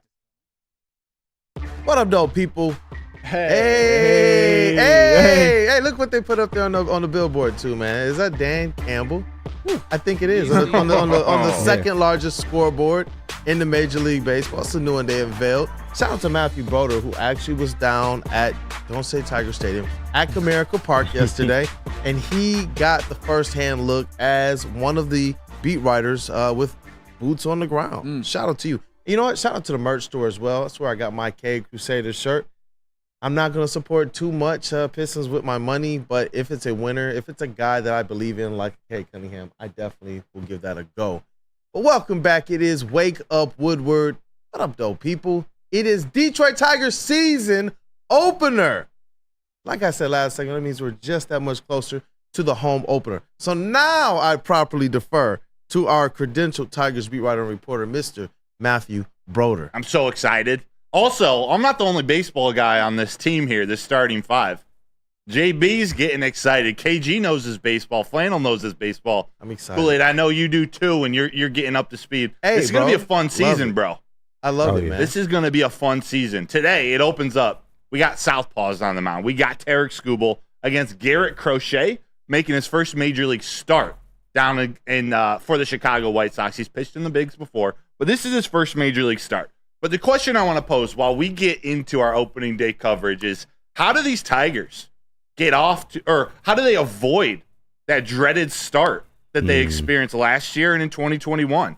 That start was a huge reason why they missed out on the playoffs last year, why they missed out on really a shot at the AL Central. So I'm going to pose it to you guys. What do they got to do to avoid that dreaded start? You know, Broder, I actually want you to answer that first because I've got some I've got some thoughts, but I know I've kind of dominated the first hour of the show. Broder, as the credentialed Tigers beat writer, I'll let you answer that first. Ask the question to myself, but they got to take care of business both against the teams in their division. Also, they got to win their home games. Coming up into these first 30 games that are from today to the end of May, the teams that they play have a .457 win percentage. We got the White Sox, the Athletics, the Mets, even the Twins. You play 7 games against the Twins, 3 against the Royals. You got to start hot.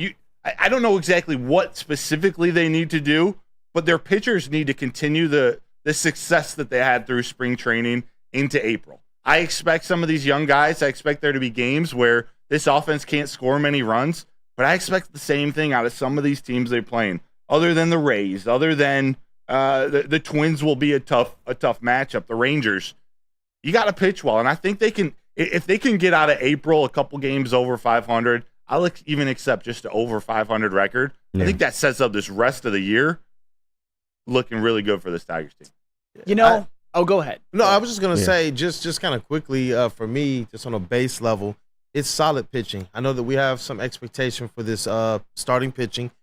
We have some expectation for the closers as well. Yeah. And honestly, more so than even consistent hitting, hopefully timely hitting, because I know that sometimes the hitting can take a little bit of time to catch up to where the pitching might be to start the season. So timely hitting and solid starting pitching. It's good, KG. Yeah, and to me, you hit it on the head. To me, it's plate discipline, keeping the line moving. Like, we don't have a lot of bombers on this squad. We know Torque can hit a lot of homers. We know Carpenter can hit homers, and also Riley Green, but we don't have a lot of bombers on this team. So what we need is just good, solid plate discipline. I'm not so much worried about the pitching. It'll be there, but we have to provide run support, and you do that by taking smart swings at the plate, Javi Baez notwithstanding. If he just doesn't swing the bat, he'll probably get walked, but I know he won't do that. But yes, keep the line moving, plate discipline. I feel like if they can do that early in the season, we will see results, from this team. JB? No, I'm just excited to see this team out here for the first time. I know spring ball, we got to experience a lot of what this team has to offer, but now it's time to actually put everything that you learn into action. And it starts with this game right now. I'm just excited to see them out there right now. Let's get some hits. Let's get some hits. Hey, and I'll tell you what, too, and this is I did a little bit of digging. I think there's not even a whole lot that the Tigers necessarily need to do in terms of strategy. Here's the reality of the situation. They're a better team this year than they were last year, and their schedule is easier. You already mentioned how this season they've got a series against the A's at home. They got a series against the Royals at home. The Mets, the White Sox, who else? They got the Cardinals and the Royals both at home. But like the Mets and the White Sox, they're not projected to be playoff teams. The Pirates, that was who I was thinking of. Yeah. But yes, in 2023, listen to this last season and tell me how this team was supposed to get off to a good start. They had 5 road series in April last year. Sheesh. At Tampa, at Houston, at Toronto, at Baltimore, best record in the AL, and at Milwaukee, division winner. And oh, by the way, they also had a 4-game homestand against that 101-win Baltimore Orioles team. So the fact that they were even 10-17 actually wasn't the worst thing in the world. And for all the people who are still down on the Tigers or kind of have some muted expectations for them, Neil Rule, let me give you a little bit of a perspective. Fire. Do you know what their last season's opening day lineup? Would you care to listen to this? Sure. Leading off, Matt Vierling. Fine, all good right. player. Batting second, Javi Baez. Yuck. Hitting third, at the time relatively unproven Riley Green, who all right. at the time he was relatively unproven. Yep. Batting cleanup, Miggy. Eric Haas. Oh, it was Eric. Oh, and his they did 528 OPS last season.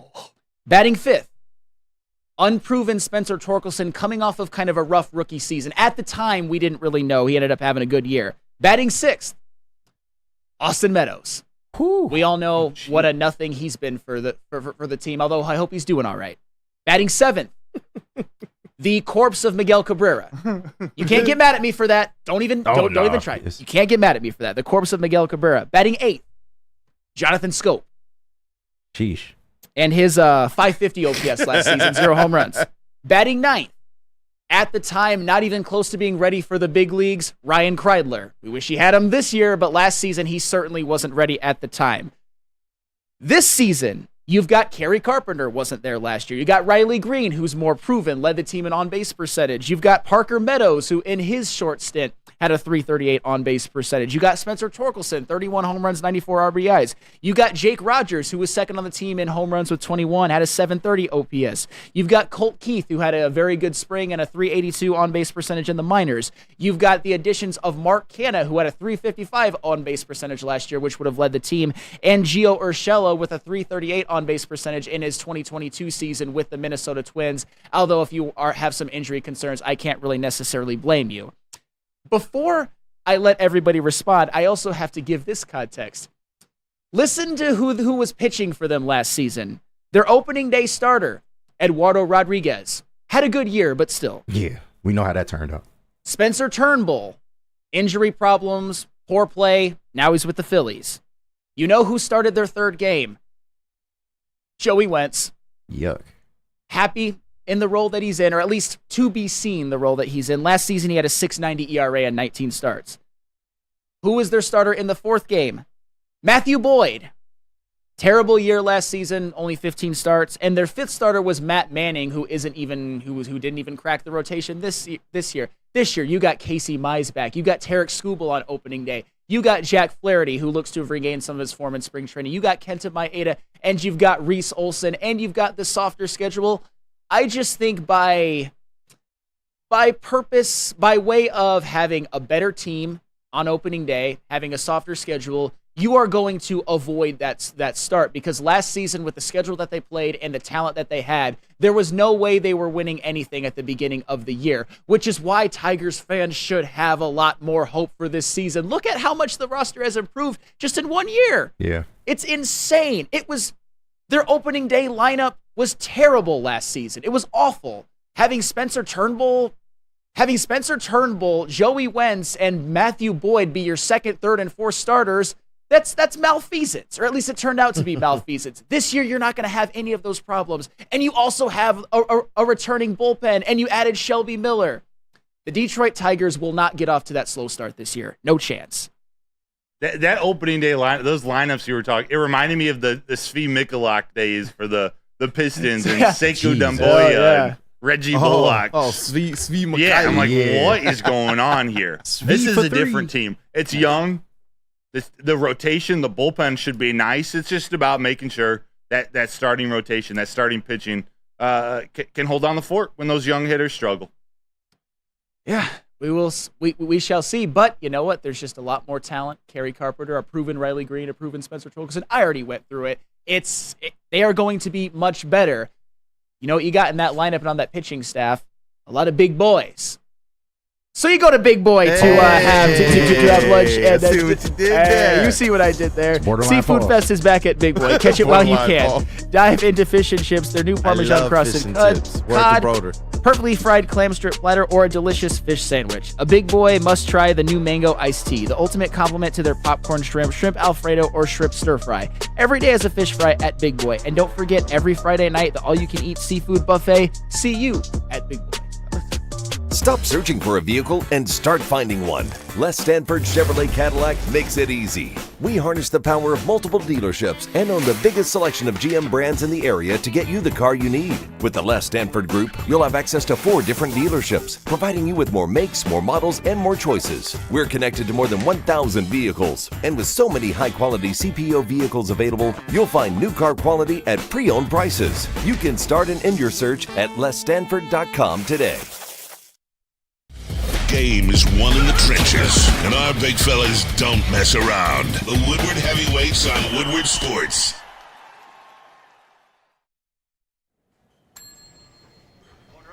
Big Boy Seafood Fest is sailing in with a fresh catch of favorites. Dive into fish and chips, our new palm-crusted cod, perfectly fried clam shrimp platter, or a delicious fish sandwich. Try our new mango iced tea, the ultimate complement to our popcorn shrimp, our all-new fried pickles, shrimp Alfredo, or shrimp stir fry. Experience all the sea has to offer every Friday night with our all-you-can-eat seafood buffet. Every day is a fish fry, only at Big Boy. Feldman Chevrolet, Michigan's #1 Chevy dealer. They've got locations in Novi. They've got locations all throughout Metro Detroit. I got my car there. Matt Broder got his car there. Sure did. They've got the friendliest staff. They will get you in and out in about 3.5 hours, which is really damn good for getting a new car. They can even get you a good deal if you're a little upside down on your loan when your car breaks down on the way to a Michigan basketball game. Probably shouldn't have been going to one of those, but to be fair, it was last year. They got me a great deal, and they can get you a great deal as well. If you want to see what they have in stock or just do a little pre-prep before you go there, go to feldmanchevrolet.com and visit Michigan's #1 Chevy dealer. What up, though, people? Welcome back to Wake Up Woodward. Thank you all for kicking off your morning with us. Smash that like button, man. Smash it. Call in 313-552-6322. Also, we need you all to be active in the chats for this segment, especially. We are introducing a new segment today. Mr. Broder did a lot of good work on this, man. I'm excited for this segment. Hey, it's our own version of over-under. We're calling it North or South-paw. So we're going to go over-under. I'm going to give you all types of bold predictions or spreads or bets that you might place for the Tigers. I just want to go around. I want to hear your opinion in chat. Throw your over-unders, a.k.a. your North or your South, in the chat. Yep. And you were getting in your graphic bag for this one, huh? I was trying. I was playing around on Canva last night. You know, I needed an hour just to get away from like work. I was like, you know what? Let's play around with some pictures of Tarek Skubal and whatnot. So the multi-talented Mr. Matthew Broder. We here. Should we get started? Let's go. sir. All right, this first one. I had to start off with some entertainment here. Javi Baez. North or South? So over or under? North or South? Javi Baez, 125 strikeouts in 2023. North. Actually, wait, real quick. 125 strikeouts. That's the exact number he had in 2023. So he had 125 strikeouts. There's a little note I put. I'm giving you the exact same number. And I think there's a graphic on the back wall is what you're trying to communicate to KG there. So 125 Ks. North or South, Flannel? South. I think he will eventually lose some playing time. It has to. Ooh, has to. Okay. Give me South. Okay. Wow. I was thinking North, but actually you just kind of influenced me. If he loses playing time, he probably won't get an opportunity to do that. So I'm actually going to side with Flannel on this one, South, because that's my hope. Yep. Eric Allen in the chat. Baez south of 125 because he won't be playing that much, kind of echoing my statements there. Even with less playing time, North. He's going to swing at everything. So, North. Give me North, man. Yep. JB? South. I agree with Sam. He's going to lose playing time, so get him out of here. We're on the same wavelength. That's what I was thinking, too. If he played all 162 games, way over. Yeah. But I don't think he plays more than 100 games this year. He's going to get benched at some point. I see a lot of Souths in the chat, too. It better be South AF, says that guy 62. Yeah, seriously, though. Yeah, 125 strikeouts is a lot. Like, that's crazy. Yeah. Yes, it is. Moving on, Riley Green. Games played. North or South, 129.5. Ooh. He played in 99 games in 2023. It's tough. Give me North, but slightly North. Probably like, I would say 135 we should expect. So Okay. Yeah. North, you want to throw up that new graphic? Oh, yep. Kool-Aid? I got Riley Green. 130. I'm going to say just slightly south. Ooh. Just slightly south. You know, about 125.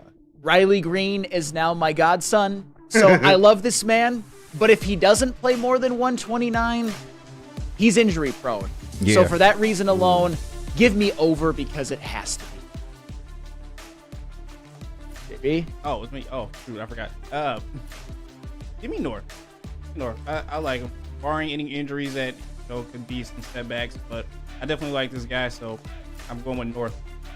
One more North for me. I think Let's he go. plays over. In fact, I hope he plays over. He Yes, needs please. to. For this team to win, he needs to play over 129.5 games. North. Parker Meadows, stolen bases. North or South of 32.5 stolen bases. And as a reminder, in 37 games last year, he had 8 stolen bases. You said in 37 games? 37 games, 8 stolen bases. Give me South. Hopefully he comes just under that, but give me South. 8 and 37. How does that calculate? Okay, I'll give you That's another pretty hint. close. He had 8 stolen bases and 29 total hits. Ooh, I'll go just South. Okay. Just South. I will go South as well. I think that this Tigers team, which I think they're being more influenced by the Moneyball style, realizes that stolen bases really, and this is just my opinion, I echo this opinion, stolen bases are not that vital or important because you have the opportunity of getting thrown out at second, and there is nothing more frustrating as a fan than when a base runner on your team gets thrown out on a base running, or be it a base running mistake or being thrown out at second base. I don't think that he will have the green light, so I think it will be under or South. We don't have a lot of speedsters either. If we had better speed on the base paths, then yeah. Well, you guys convinced me on this. I'm going South as well. Same money ball, but just need you to play smart and get on base. So South. I'm going North. Wow. I said he got on base 29 times. He had 8 stolen bases. And Flannel, I actually do agree with you traditionally, and we've seen it fall off in years past. There's just not as many stolen bases. But with the new rules, the new pickoff rules for pitchers, the new pitch clock, it's Bigger starting bases. to favor speed and athleticism That's on a the good base point. path. And I think AJ Hinch, that's how he wants to play. I think they're going to do a lot more hitting and running, a lot more stolen bases to take advantage of some of these guys' speed, their youth. And Parker Meadows, he's unique. He's tall. I think he's 6'4", 6'5", and has that juice, has that speed. I'm going over as long as he gets on base, which I expect him to do. Hit 270-ish, hopefully more. I think he's going to get over 32.5. So North. I like it. I will put him in the upper echelon. Yeah. There were some guys last year. They're in the 60s. Acuna at 71, 72 last year. Yeah, I see him falling in the 40s maybe, but I'll take upper 30s. Upper 30s. Moving on, Spencer Torkelson. North or South home runs. 33.5. Give me North. He's going to go for almost 40. I feel like he'll stop probably around 38-ish. So give me North. North, man, the Spencer Torkelson road to 40 home runs. Let's rock. North, I think he's figured it out. I know he had a rough spring, but the way that he ended last year, his home run pace, give me North. Give me about 35.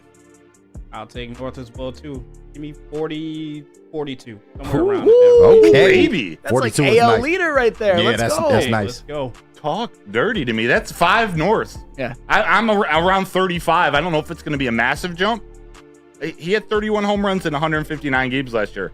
I like that. And most of the chat, this is probably the most unanimous. A lot of North. I see the Real K Collins South realistically. Stop being a hater, Real K Collins. No, I'm kidding. But Matthew Kruger, North 38 jacking bombs this year, like Cecil.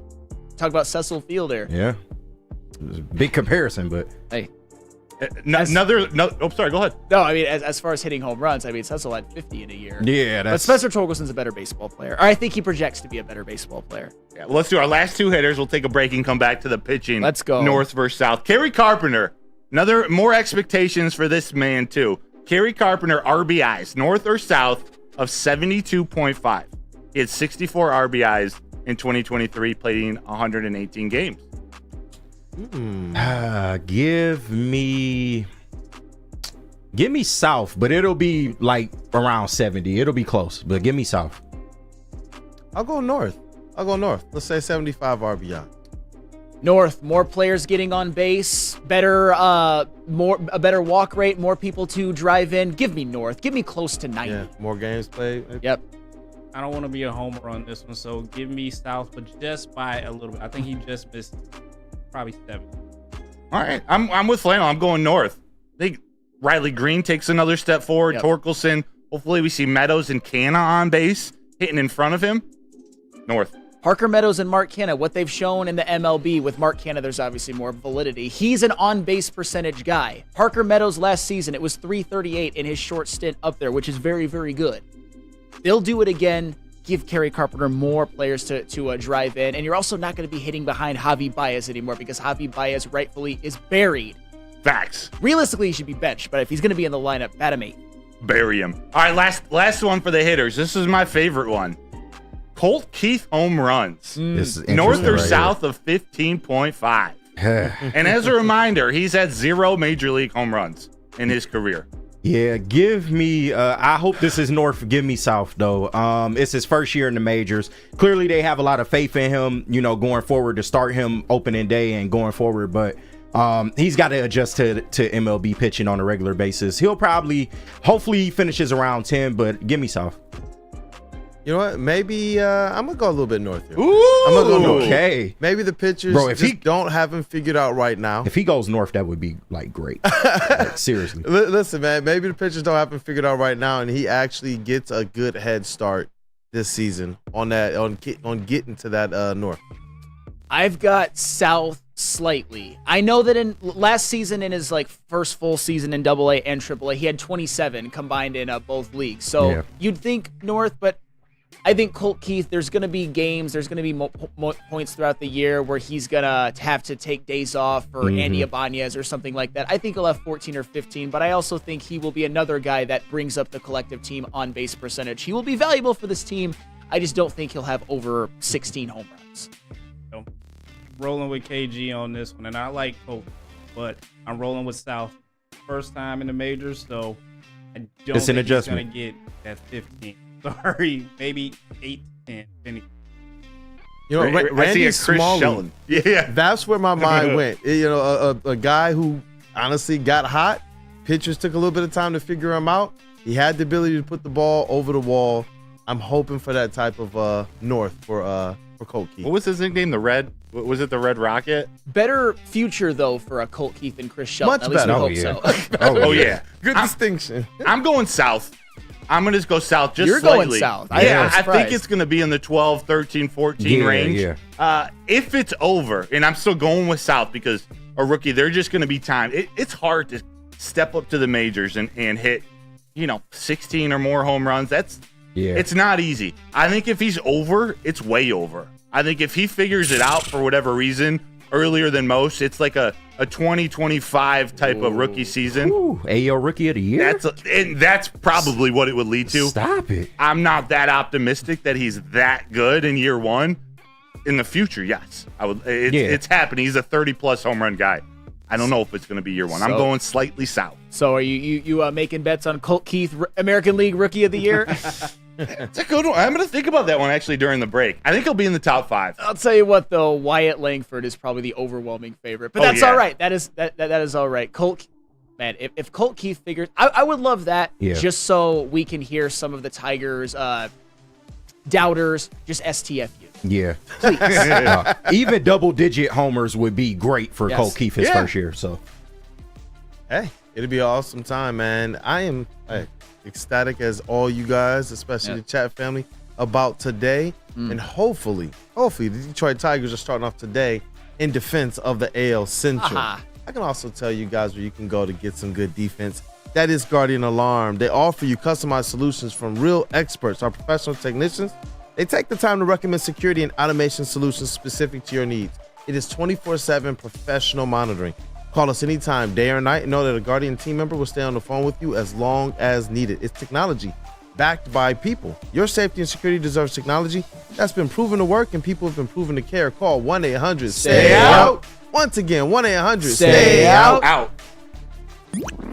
Every year, after a cold and dreary winter, Metro Detroiters come together for 2 things: Tigers baseball and the best damned party in the world. A new season of Tigers baseball is here, and we're bringing in the new season as only Woodward Sports knows how. Broadcasting live from the biggest party. It's the Grand Slam Festival at the Detroit Opera House. Come party with 4,000 Detroit sports fans, starting with Wake Up Woodward and rolling into Big D Energy. This is a party you don't want to miss, with Detroit's best DJs, food trucks, and of course, shots. Get your tickets now at GrandSlamFest.com. 21 plus. See you April 5th at the Grand Slam Fest. A ton of fun, a ton of sports, and a ton of man meat. Welcome to the Woodward Heavyweights, live daily 5 to 7 p.m. on Woodward Sports. At work and at home, we're there with smarter security solutions. featuring complete automation with customized alerts and more. For over 90 years, we've been the company that's been counted on to protect what matters most, all with personalized service and care.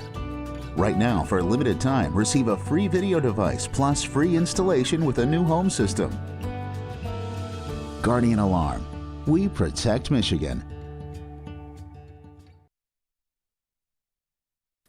Shake Shack and Woodward Sports want to remind you it's always football season. How would you like to win 2 free tickets to this season's home opener? It's the Shake Shack QB Challenge. If you can throw it on a rope, you could be at the home opener. Register today for your chance to win at any Shake Shack location at woodwardsports.com or scan the QR code right above my head. Welcome back, people. It is Wake Up Woodward, and we are in the middle of our North or South-paw. Hey, Tigers, it's our edition of what? Over Under. Thank you for organizing this, Mr. Matthew. Got you. Yes, I got sir. you. Let's finish it, and we're going to get to what's trending with JB Smooth. Flannel just dropped a bomb on us in the break. A question we're going to bring up later. I can't stop thinking about it, Flannel.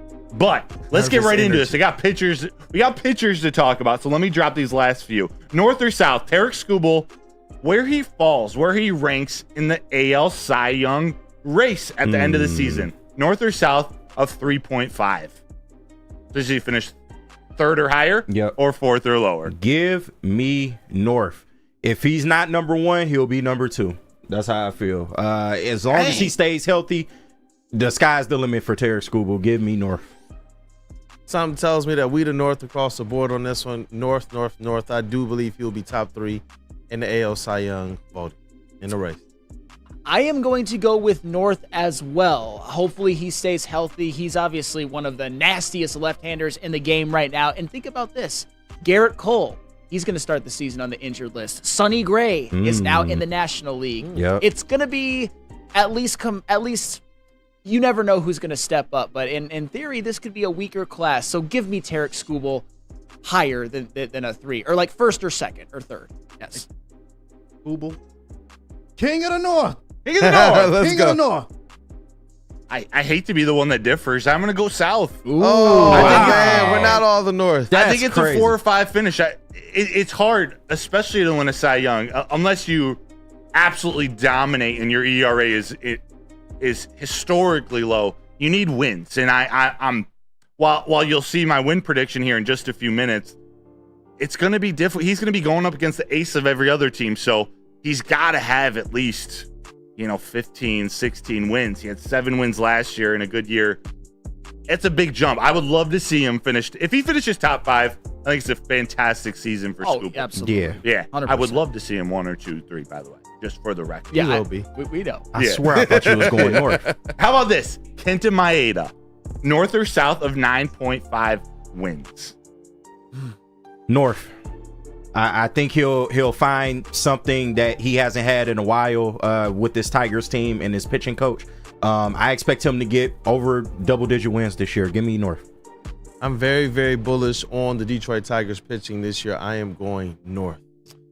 I am going to go South. Oh. I think this is a year, as he's getting up there in age, as he's had some injuries, that he maybe spends a little bit of time on the injured list. This, to me, smells of like an 8-10, 3.60 ERA kind of season for Kenta Maeda. Successful. Which ain't bad. Yeah. Not bad at all. Wins is...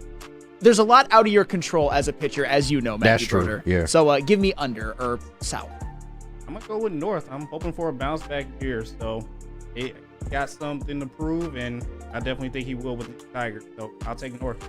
Yeah, I love what you said. I was almost going to go South, Flannel, but I am going to go North at like 10 or 11 wins. Yeah. Okay. I just there's something I just feel like this weird wave of confidence that he's going to pitch a little better than he did last year. He was 6-8 in 20 games started. Yeah. Only pitched 106 innings pitched.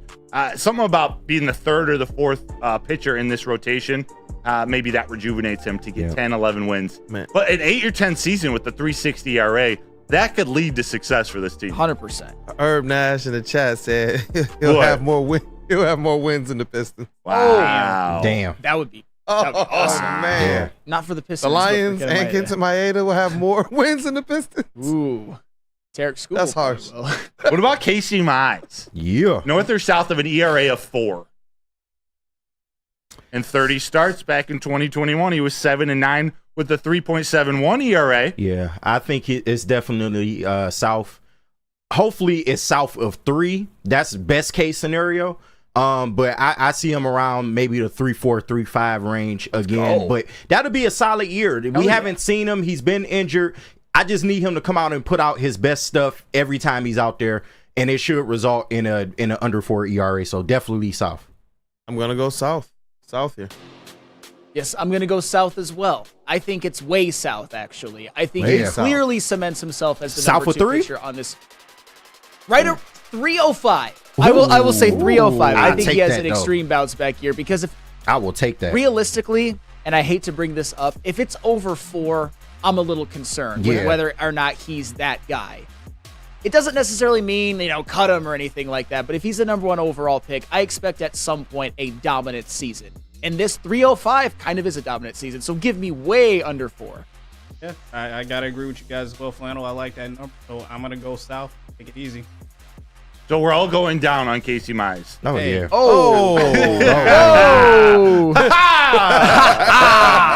I'm also going south. Anything below 4, I think is a good season for Mize. I'm feeling in between 350 and 4. Settle right around 3.75 ERA. Let's do it. Quickly, Charles McClain thinking Mize winds up with most wins on the team and a 3 ERA. There's a chance. If he's your number 5 pitcher in the starting rotation, hey, who knows how many wins you can run off? You're feeling great about that. Yeah. He's supposed to be one of your aces of the future. So if he can go out and deliver that, absolutely. Yeah. Yep. Last one before we get to our final predictions. Alex Lange. North or south of 22.5 saves. Ooh. He had 26 saves in 2023. But there's some question marks. It is. He's Foley. Maybe he pitches a little more in the 9th. What do you guys think? North or south, 22.5? North, give me 25. I'll go north. I will go north. It seems obvious, but you do worry with him losing that spot. Yeah. Because as good as he was at times last year, he also had his moments where he was blowing saves. He couldn't find the strike zone. Mm-hmm. And you didn't really see that with guys like Foley or Tyler Holton or Will Vest. Don't get me wrong, they weren't really closers, but still, I think Alex Lange gives you hell. If he's the full-time closer all season, he could give you 30. Yeah. So I will trust in North. I'll go north as well, but just barely. 23. Give me north at 23. Okay, I'm going north too. Yes, and a CK, he will have his first save today. Let's go. Okay. Let's go. Let's get it. Yes, north. It's either, like you said, it's either in the 30s, he earns that job. If he struggles, his leash is going to be a lot shorter this year. Mm-hmm. We expect this Tigers team to be better. AJ Hinch isn't going to let him end up with a 6.1 walks per 9. I am going north. I am going 85 wins. 85 and 77. You playing prices right, man? You gonna go whatever? Let's go. I am going north as well. I, for some reason, almost have this irrational confidence in this Tigers team. 90, I want to be proven right on being happy about Mark Canha and Gio Urshela. Give me that 90. Because a lot of people clown me for that, and I'm getting tired of it. I'm getting tired of Mark Canha and Gio Urshela treated like they're tomato cans. They will be valuable, and I'll tell you what, I'm not going to give you a total. You know what I will say? However much it takes to win the goddamn AL Central. Tigers win. Flannel Sam guarantee. Woo! Let's go. So tired of all the damn negativity when it comes to the Tigers. I hear it too much. Please. AL Central, baby. I love it. Please, for the love of God, just be good this year. I'm going north as well with 84 wins. We need it. Please. We need it at this point. Just be good. We must all be on the same wavelength. Me and the Booth boys here. I'm going 84 wins too. Yep, that was the number I had in my mind. There's something magical about the number 84 in Detroit. Yeah, that's facts. And that's where I settled on. Just over 82.5 wins. They finished 84 and 78. That's my final record prediction. Flannel, I love yours the most, though. Yeah. I do. Yeah. Ryan said Flannel is bricked.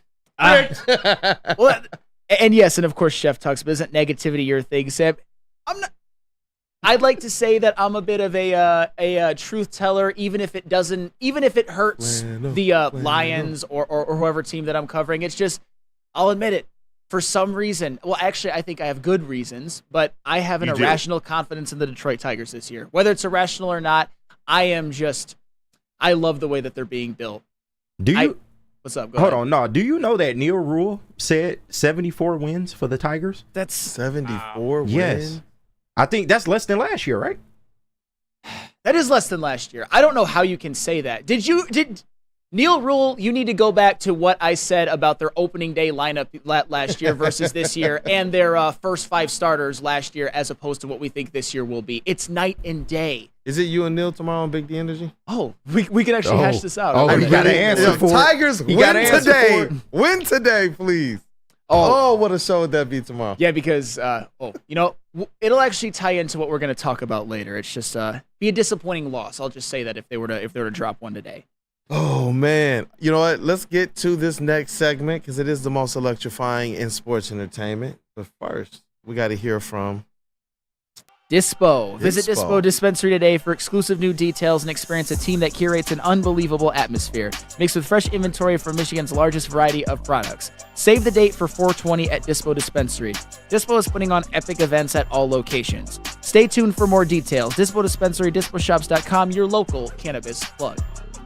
Where's the most convenient place to get that big fitness energy? It's Planet Fitness. Join today for just $1 down, $10 a month. With over 2,400 locations and equipment for every workout, you can get in, get energized, and get going. And with free fitness training and most clubs open 24 hours, everyone belongs in the judgment-free zone. So join today for $1 down, $10 a month, no commitment, cancel anytime.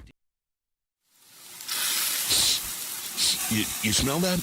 That's Brad Holmes cooking, and the off-season smells good. Woodward Sports.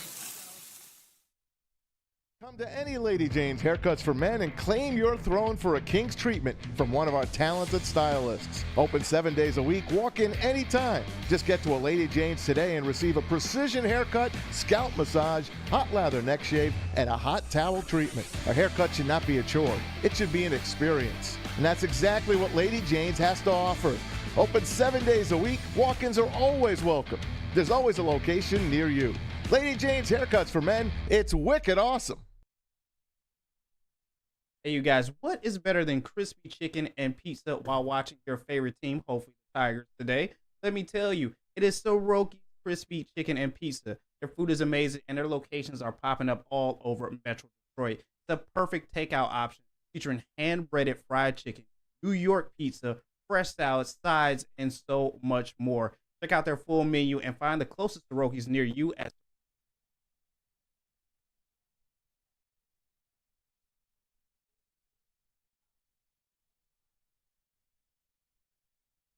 Les Stanford, what happens when you run a great business for over 50 years? You expand and offer more products to more people. This is exactly what Les Stanford did by adding Les Stanford Buick GMC, the same great service that customers have come to know and trust on Woodward Avenue just south of 9 Mile. Check out Les Stanford in Dearborn today at lesstanford.com. Les Stanford Chevrolet, together, let's drive. Let's drive right down Woodward. What up, though? People, welcome back. And thank you guys for sticking out this morning with the Wake Up Woodward crew. Hey, we have to get very phallus-like in the mornings, all right? That's what you told us. Oh, yeah. Literally, the show was originally called The Morning Wood Show. The Morning Wood Show. Yeah. There we go. You have some experience with that, right? I do. Hey. Yes, I do. Our vet on the squad. Oh, you're talking about the show. I was like, I lost you. You lost me. I have a life. Happy Detroit Tigers season opener day. Chat family, smash that like button. JB Smooth, you good in the TD booth? Oh yeah, I'm good over here. There we go. Then you know what? We got to get things teed up. You guys already know. It's time for the most electrifying segment in sports entertainment. If you smell what JB Smooth is cooking with what's trending, let's get it. Jay Bizzle. What's going on, fellas? Hey, first up, I gotta show you this video, and everyone in the chat, I need your grade on this as well too. What do you grade this man cave? Is it football season yet? Already is. Stop it. Right, already 10. Wait, bro. What? The Joe Louis horn? That's dope. Wow. So what do we think of this? What do we think of this man cave already? You If got it's- optional seating. You got plenty of jerseys on the wall. Of course, our boy Dan Miller up there on the TV screen. Look, if it's on a scale of 1 to 10, I'm giving this one a 15 out of 10. Yeah, never seen a man cave quite like it. If you can actually, if you manage to actually be able to create this in a room in your house, you're a legend. Look, man, the desk on flannel side goes up just a little bit more every time they show that Michigan scoreboard. Hey, gotta love it. That's facts. Big Did that say that varsity jacket? Big fact. That Gainley varsity jacket might have been the whoever's man cave that was. They say what school it was? I don't Can you see that think close? so. We can play it one more time though. It's a cool man cave. All I want to see one of those. It keeps popping up on like Instagram Reels or Shorts or whatever they're called. Goodness. Like the at home jumbotron, those mini jumbotrons. They have 4 TVs like over a ping pong. Yes, I know what you're talking about. Actually, I followed that person on Instagram, and he actually puts out like a whole thing on how to build it, but it is quite expensive. I will say. Hey, Dad with Tourette's asks what type of smoke is filling that room. Oh, probably one of our sponsors. It's a hybrid. Hybrid strain. That's facts. Definitely a hybrid strain is there as well too. But now, shout out to our chat family as well too. I believe I seen Phil. His birthday is tomorrow, as well as Eric. And shout out to Travis on our social team as well too. Happy birthday! Big shout out to Trav, man. Birthday earlier Travis. this week as well too. But I want you guys all to remember, don't forget how old you are.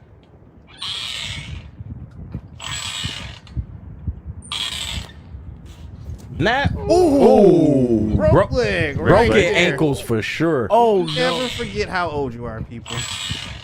Is this guy just acting this? When you cause a swing, make that noise. Yeah, you shouldn't be on You it. shouldn't be on it. Oh, Yeah, it's pretty bad.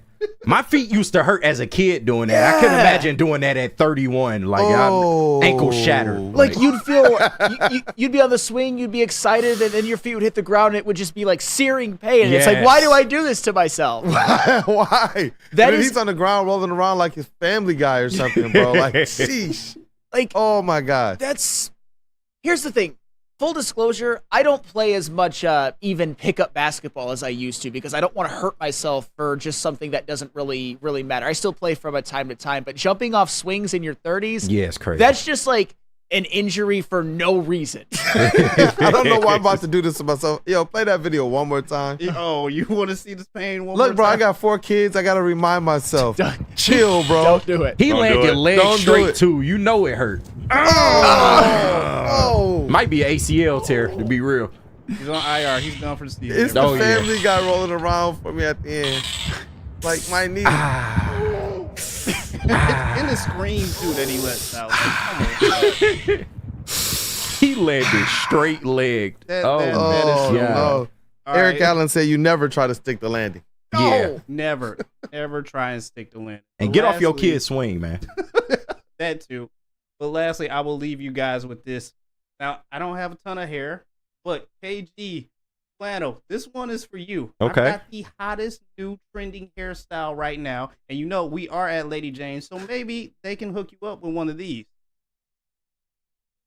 Oh my! Oh, hell what no. the- Oh, hell no. They only have hair exactly where I cannot grow hair. It's the new 2024 trending hairstyle. What the hell is apparently in that? school right What now. in the world? That's like a reverse shag. What is that? That's what I'm saying. Hey, look, bro, I could grow hair everywhere else on my head, bro, except for right where they got that. That can't. I hate to see it, but this is white people stuff. Definitely. Yeah. This is defined as white people stuff. So KG, you're out on this one? Oh, that's a no for me, brother. Flannel, you're out on this one too? In my Kevin Of course Nash I'm out voice. on this one. Brother, No I mean, you chance. could grow a Why? little bit of hair. I can Like see the brother opposite of a of mullet. Why are people in the chat asking if that's Anson? Oh! Shout out to my boy Anson. Why? Anson getting strays in the chat. Damn. Oh, it does look like Hey, Anson. show us though. Anson one more time. Just show the answer. All right, hold on. Hold on, dog. Shout out y'all Anson, y'all man. are hilarious, Damn. dog. Shout out It Anson, do man. look like Anson. Oh, that's horrible, man. Shout out Anson, though, man. No Riz, man, as the kids would say. No Riz with that haircut. Anson's kind of parts it to the side, but they're in a more similar family than what's even comfortable discussing. I'll just say that. Shout out Anson, though. Great dude. In the schools I came up in, you would have got smacked in the back of your head for having a hairstyle like this. Oh, yeah. Random kids just coming up and just smack you in the back of your head. Yep. Yeah. You're not lying either, bro. I swear. I've been there, man. My mom tried to cut my hair one time, messed it all up. Oh, no. I was looking in the mirror like it looked okay. In the back, it was like, oh, you'll know when you get to school whether it's good or not. You already know that. Right upside your head. Everybody at like, school is your worst critics, but that's it for what's trending, you guys. Back to the desk. Oh, man. Never seen a landing strip like that. Yeah. No. I'm just looking at the chat. I'm like, are we going to get anything other than a mention of Anson in the chat? That's crazy. Man, the chat's on fire. Shout out, they're on Anson, fire, man. It is cool, man. It's cool. But Flannel, you had, first of all, great what's trending today, Yes. JB. Oh, yeah. You had a question that you posed to us, man. I know it's gonna sound a little silly on surface, and I know a lot of you are gonna in the chat are gonna be like, everything you say sounds silly on surface. Shut up. But anywho, I just had to get out in front of that. The Detroit Tigers, they're playing at Chicago today. The Chicago White Sox, a White Sox team that we think will be bottom feeders in the AL Central. That has a 62-win team written all over it. And not only that, the Tigers are starting their Cy Young candidate, our Cy Young candidate, Tarek Skubal. And the Chicago White Sox are starting a guy named Garrett Crochet, who has never started a game in the MLB in his life. So I was posing this question to the room, and they all kind of did that gasp. Even though it's opening day, is today a must-win for the Detroit Tigers? Wow. Look, bro, they are favored today. We have high expectations and hopes for this team. You got your guy on the mound today. Mm-hmm. Win the game. Mitch McGarry. Win the game. Like, it's one of 162, but just with all the excitement, I see where you're at with this question. I love it because it's one of 162, but with all the excitement, with Skubal on the mound, with not a rookie, but someone making his first start, Crochet, like to start the season with the loss would just take some air out of all the fans' excitement. No, the chat is on it as well. Everyone, Mike everyone's G, saying Sam, yes. it's a must win. Denver Blair, yes, a must win. JZJ, I feel you, Sam. Mike G, you play to win the game. Mike Reed, yes. Everybody, yes. I almost want to say because I do get it. Like, if they lose today, it will leave a bad taste in a lot of our mouths. And then if you just look at the White Sox, they have absolutely fallen apart, at least in my eyes, like their organization over the last couple years. So I would say normally probably a must win, but I feel like if they get the series, that's more important. So if they drop one today, fine, but you got to win the next two. Yeah, right. This is definitely a must win the series. But I guess the reason why I say this even more is because one of the causes of last year's bad April start is you started the season at Tampa Bay and at Houston. You actually get a favorable start to the schedule. You get at Chicago, at the White Sox, at the Mets, who are not predicted to be a playoff team. Then you got home versus the A's. I mean, sweep those mofos for sure. And then you got at Pittsburgh. That's an 11-game stretch where, at worst, you want to start the season 7-4. Yeah. And starting the season starting the season with a loss when you're starting your ace, and on opening freaking day, the Chicago White Sox are starting a pitcher having his first start ever in the major leagues. It's just, on paper, the Tigers should win this game. But at the end of the day, it is baseball. Things do happen. It is the most random sport in all of American team sports for sure. But I would really be disappointed if they came away with a loss today. Yeah, Stephen David says if Tarek wants a Cy Young, it starts today. Yeah, that's true. That's a good point. That's You're 11 games, 7-4. They should be striving for that. I didn't even think about that. But you're playing the White Sox, Mets, and Athletics. There's no even reason throw the Pirates into that. Yeah. There's no reason why they shouldn't win 3 out of those 4 series. Yeah. Imagine if this team, the excitement we feel today before the season starts. Imagine if they're 7-4 or 9-4, 8-5. Like, I would be thrilled. Yeah. Well, I mean, while we're on the subject, we're doing the opening day show next Friday. Go into opening day at home 4-2.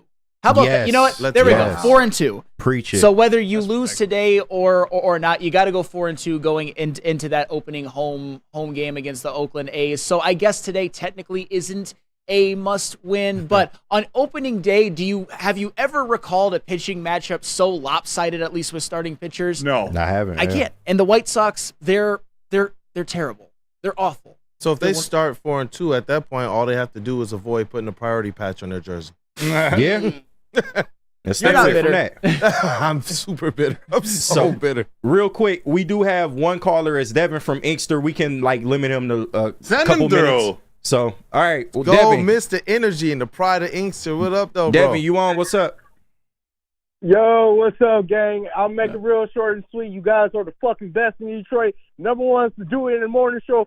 Fuck every other fucking morning show. Let's go, Woodward. Let's go. Oh, let's go. Devin, man, you the man, brother. Fellas. I'll see y'all next week, fellas. Hey, appreciate it, Devin. You the man, bro. Yeah. Let's go, man. I'm hoping he's gonna make his way down to the opening day festivities at the Opera come House. see us, man. It's gonna be dope. Chat family, we want to see you all out there as well. It's gonna be an awesome time. Your whole starting five is gonna be out there, man. Mm-hmm. It's gonna be dope. You're gonna be out there with a ton of fans as well. And we'll do our best to make sure we get to talk to and interact with all of you all. I know Broder and I and the rest of the crew, as much as we can, we're going to have boots on the ground. Yeah. We're all going to be kind of busy that day. And it's all for our Detroit Tigers. Damn right. I can't wait. I can't wait. Why don't we whip it out and put it on the table right now? We're not going to have that show until we hit 100 likes. We're just going to have it in studio. We're 3 likes away. Let's go. I'm going to put it in your hands. Let's get 3 more likes. And then we'll commit to that opening day show. We're really going to have it. You know, Let's in the get 3 more meantime, we can likes. have Flannel Sam sing us a song. Oh, I get to sing you a song? Yeah. What is that? What are you going to sing us? What do I have to sing? You know what? I will read this from one of our faithful chat members who I actually saw last year at opening day. Rack in the chat. I'll be out there Shout next out. week. Already got my tickets. Yep. Let's freaking Shout out go. Rack, man. Go. No, he is he's one of the OGs. Oh, Denver look at that, Blair. 108. Look at that jump up right there. I appreciate Look you at guys. Y'all just got up to 108. 112. Hey, let's well, go. Let's Best viewers go. in that mother effing world. Hey, Let's go. how high can we family, take you're the this, best. man? Can we take this dispo and glorious high? Yeah. Can we do that? Take me out to the ball game. That's the appropriate song. You don't want to hear me sing much more. Hey. Maybe lock them doors and. Hey. Oh, man. This has been a show. I know we're on one right now. Usually we do the chest pass, but it's only appropriate for Swing. opening day. Hit Flannel in the head with a bat. KG, come on. Here, take a swing. Let's I guess go. swing. Yeah, get this a little. Like standing or not? Yeah, you don't have to. All right. Let's see that Oh, batting he's gonna stance. stand Let's anyway. see it. Oh, wait. Oh, don't hit the screen, please. Don't make fun of me. I'm in a sitting position. I know you guys are going to comment on my form. I know I'm not an athlete. You're plugged in right now. I played 2 years of JV football in high school. That's it. Hey, you know what? Probably the worst That athlete in the counts. building. That counts, though, man. That counts. I played 1 year of varsity baseball. I couldn't hit anything, but I did lead the league in steals. I wonder why. I was also the only black person on the team. So you were, so Broder, you'll recognize the game. You were the Billy Hamilton of your high school team. Billy. Remember Billy Hamilton? Hey. Bro, one of the fastest human beings alive. His bunts were like, you might as well just not even try. He's going to beat it out. He should have bunted every single time he was at bat, Every single time. but he didn't. Wild. Hey, this was a great show. I guess we will start to break it down. And you know what? Before we talk about our starting five, shout out to you, chat family. The support, as always, is awesome to have. Thank you guys for kicking off your day with Wake Up Woodward. And before you leave the show today, definitely make sure you smash that like button. But we got our MVP of the squad, Mr. Flannel Sam. Let's go. Hey. Who's that like does Stanton do this or is it somebody else? Or is it It's like Brady Anderson of the or Orioles like back in Gary the day. Sheffield kind of doing this sort of thing? We should do like a batting stance, some type of competition, or I'm with submit it. some videos, or maybe down on opening day. Hey, have them guess that stance or I something. like We that. can do something, man. We could definitely. And we got in the sound booth Detroit's #1 draft pick, the real KG, Mr. KG. Damn what right. up, though? What up, though, man? Hey, good show today, fellas. Looking forward to this Tigers win today. Let's go Tigers, man. But yeah, let's get it, man. It's been a great week. Let's go. And we got Woodward Sports' MVP in the TD booth, Mr. JB Smooth. Yeah. Hey, what's up, y'all? This has been an amazing, funny show. As KG said, let's go Tigers. Let's start the season off right. Hey, let's go. It's your boy Brandon Day, aka Detroit Kool-Aid. Pray for me, y'all, as your credentialed Detroit Pistons beat writer and beat reporter. And I saved this one for last. It's a big day for him. I can't wait to see you show out this season. Our credentialed, not just Detroit Lions down there, but also our Detroit Tigers credentialed beat writer and reporter. Does great work. He kicked things off yesterday. Mr. Matthew Broder. Hello. Hi, guys. Let's go. You can't see my lips. You can't see what I'm saying. This is how they do it. And we can't see the pitch that's on the way. I can't wait for the season. I hope everybody has an amazing day, an amazing Tiger season.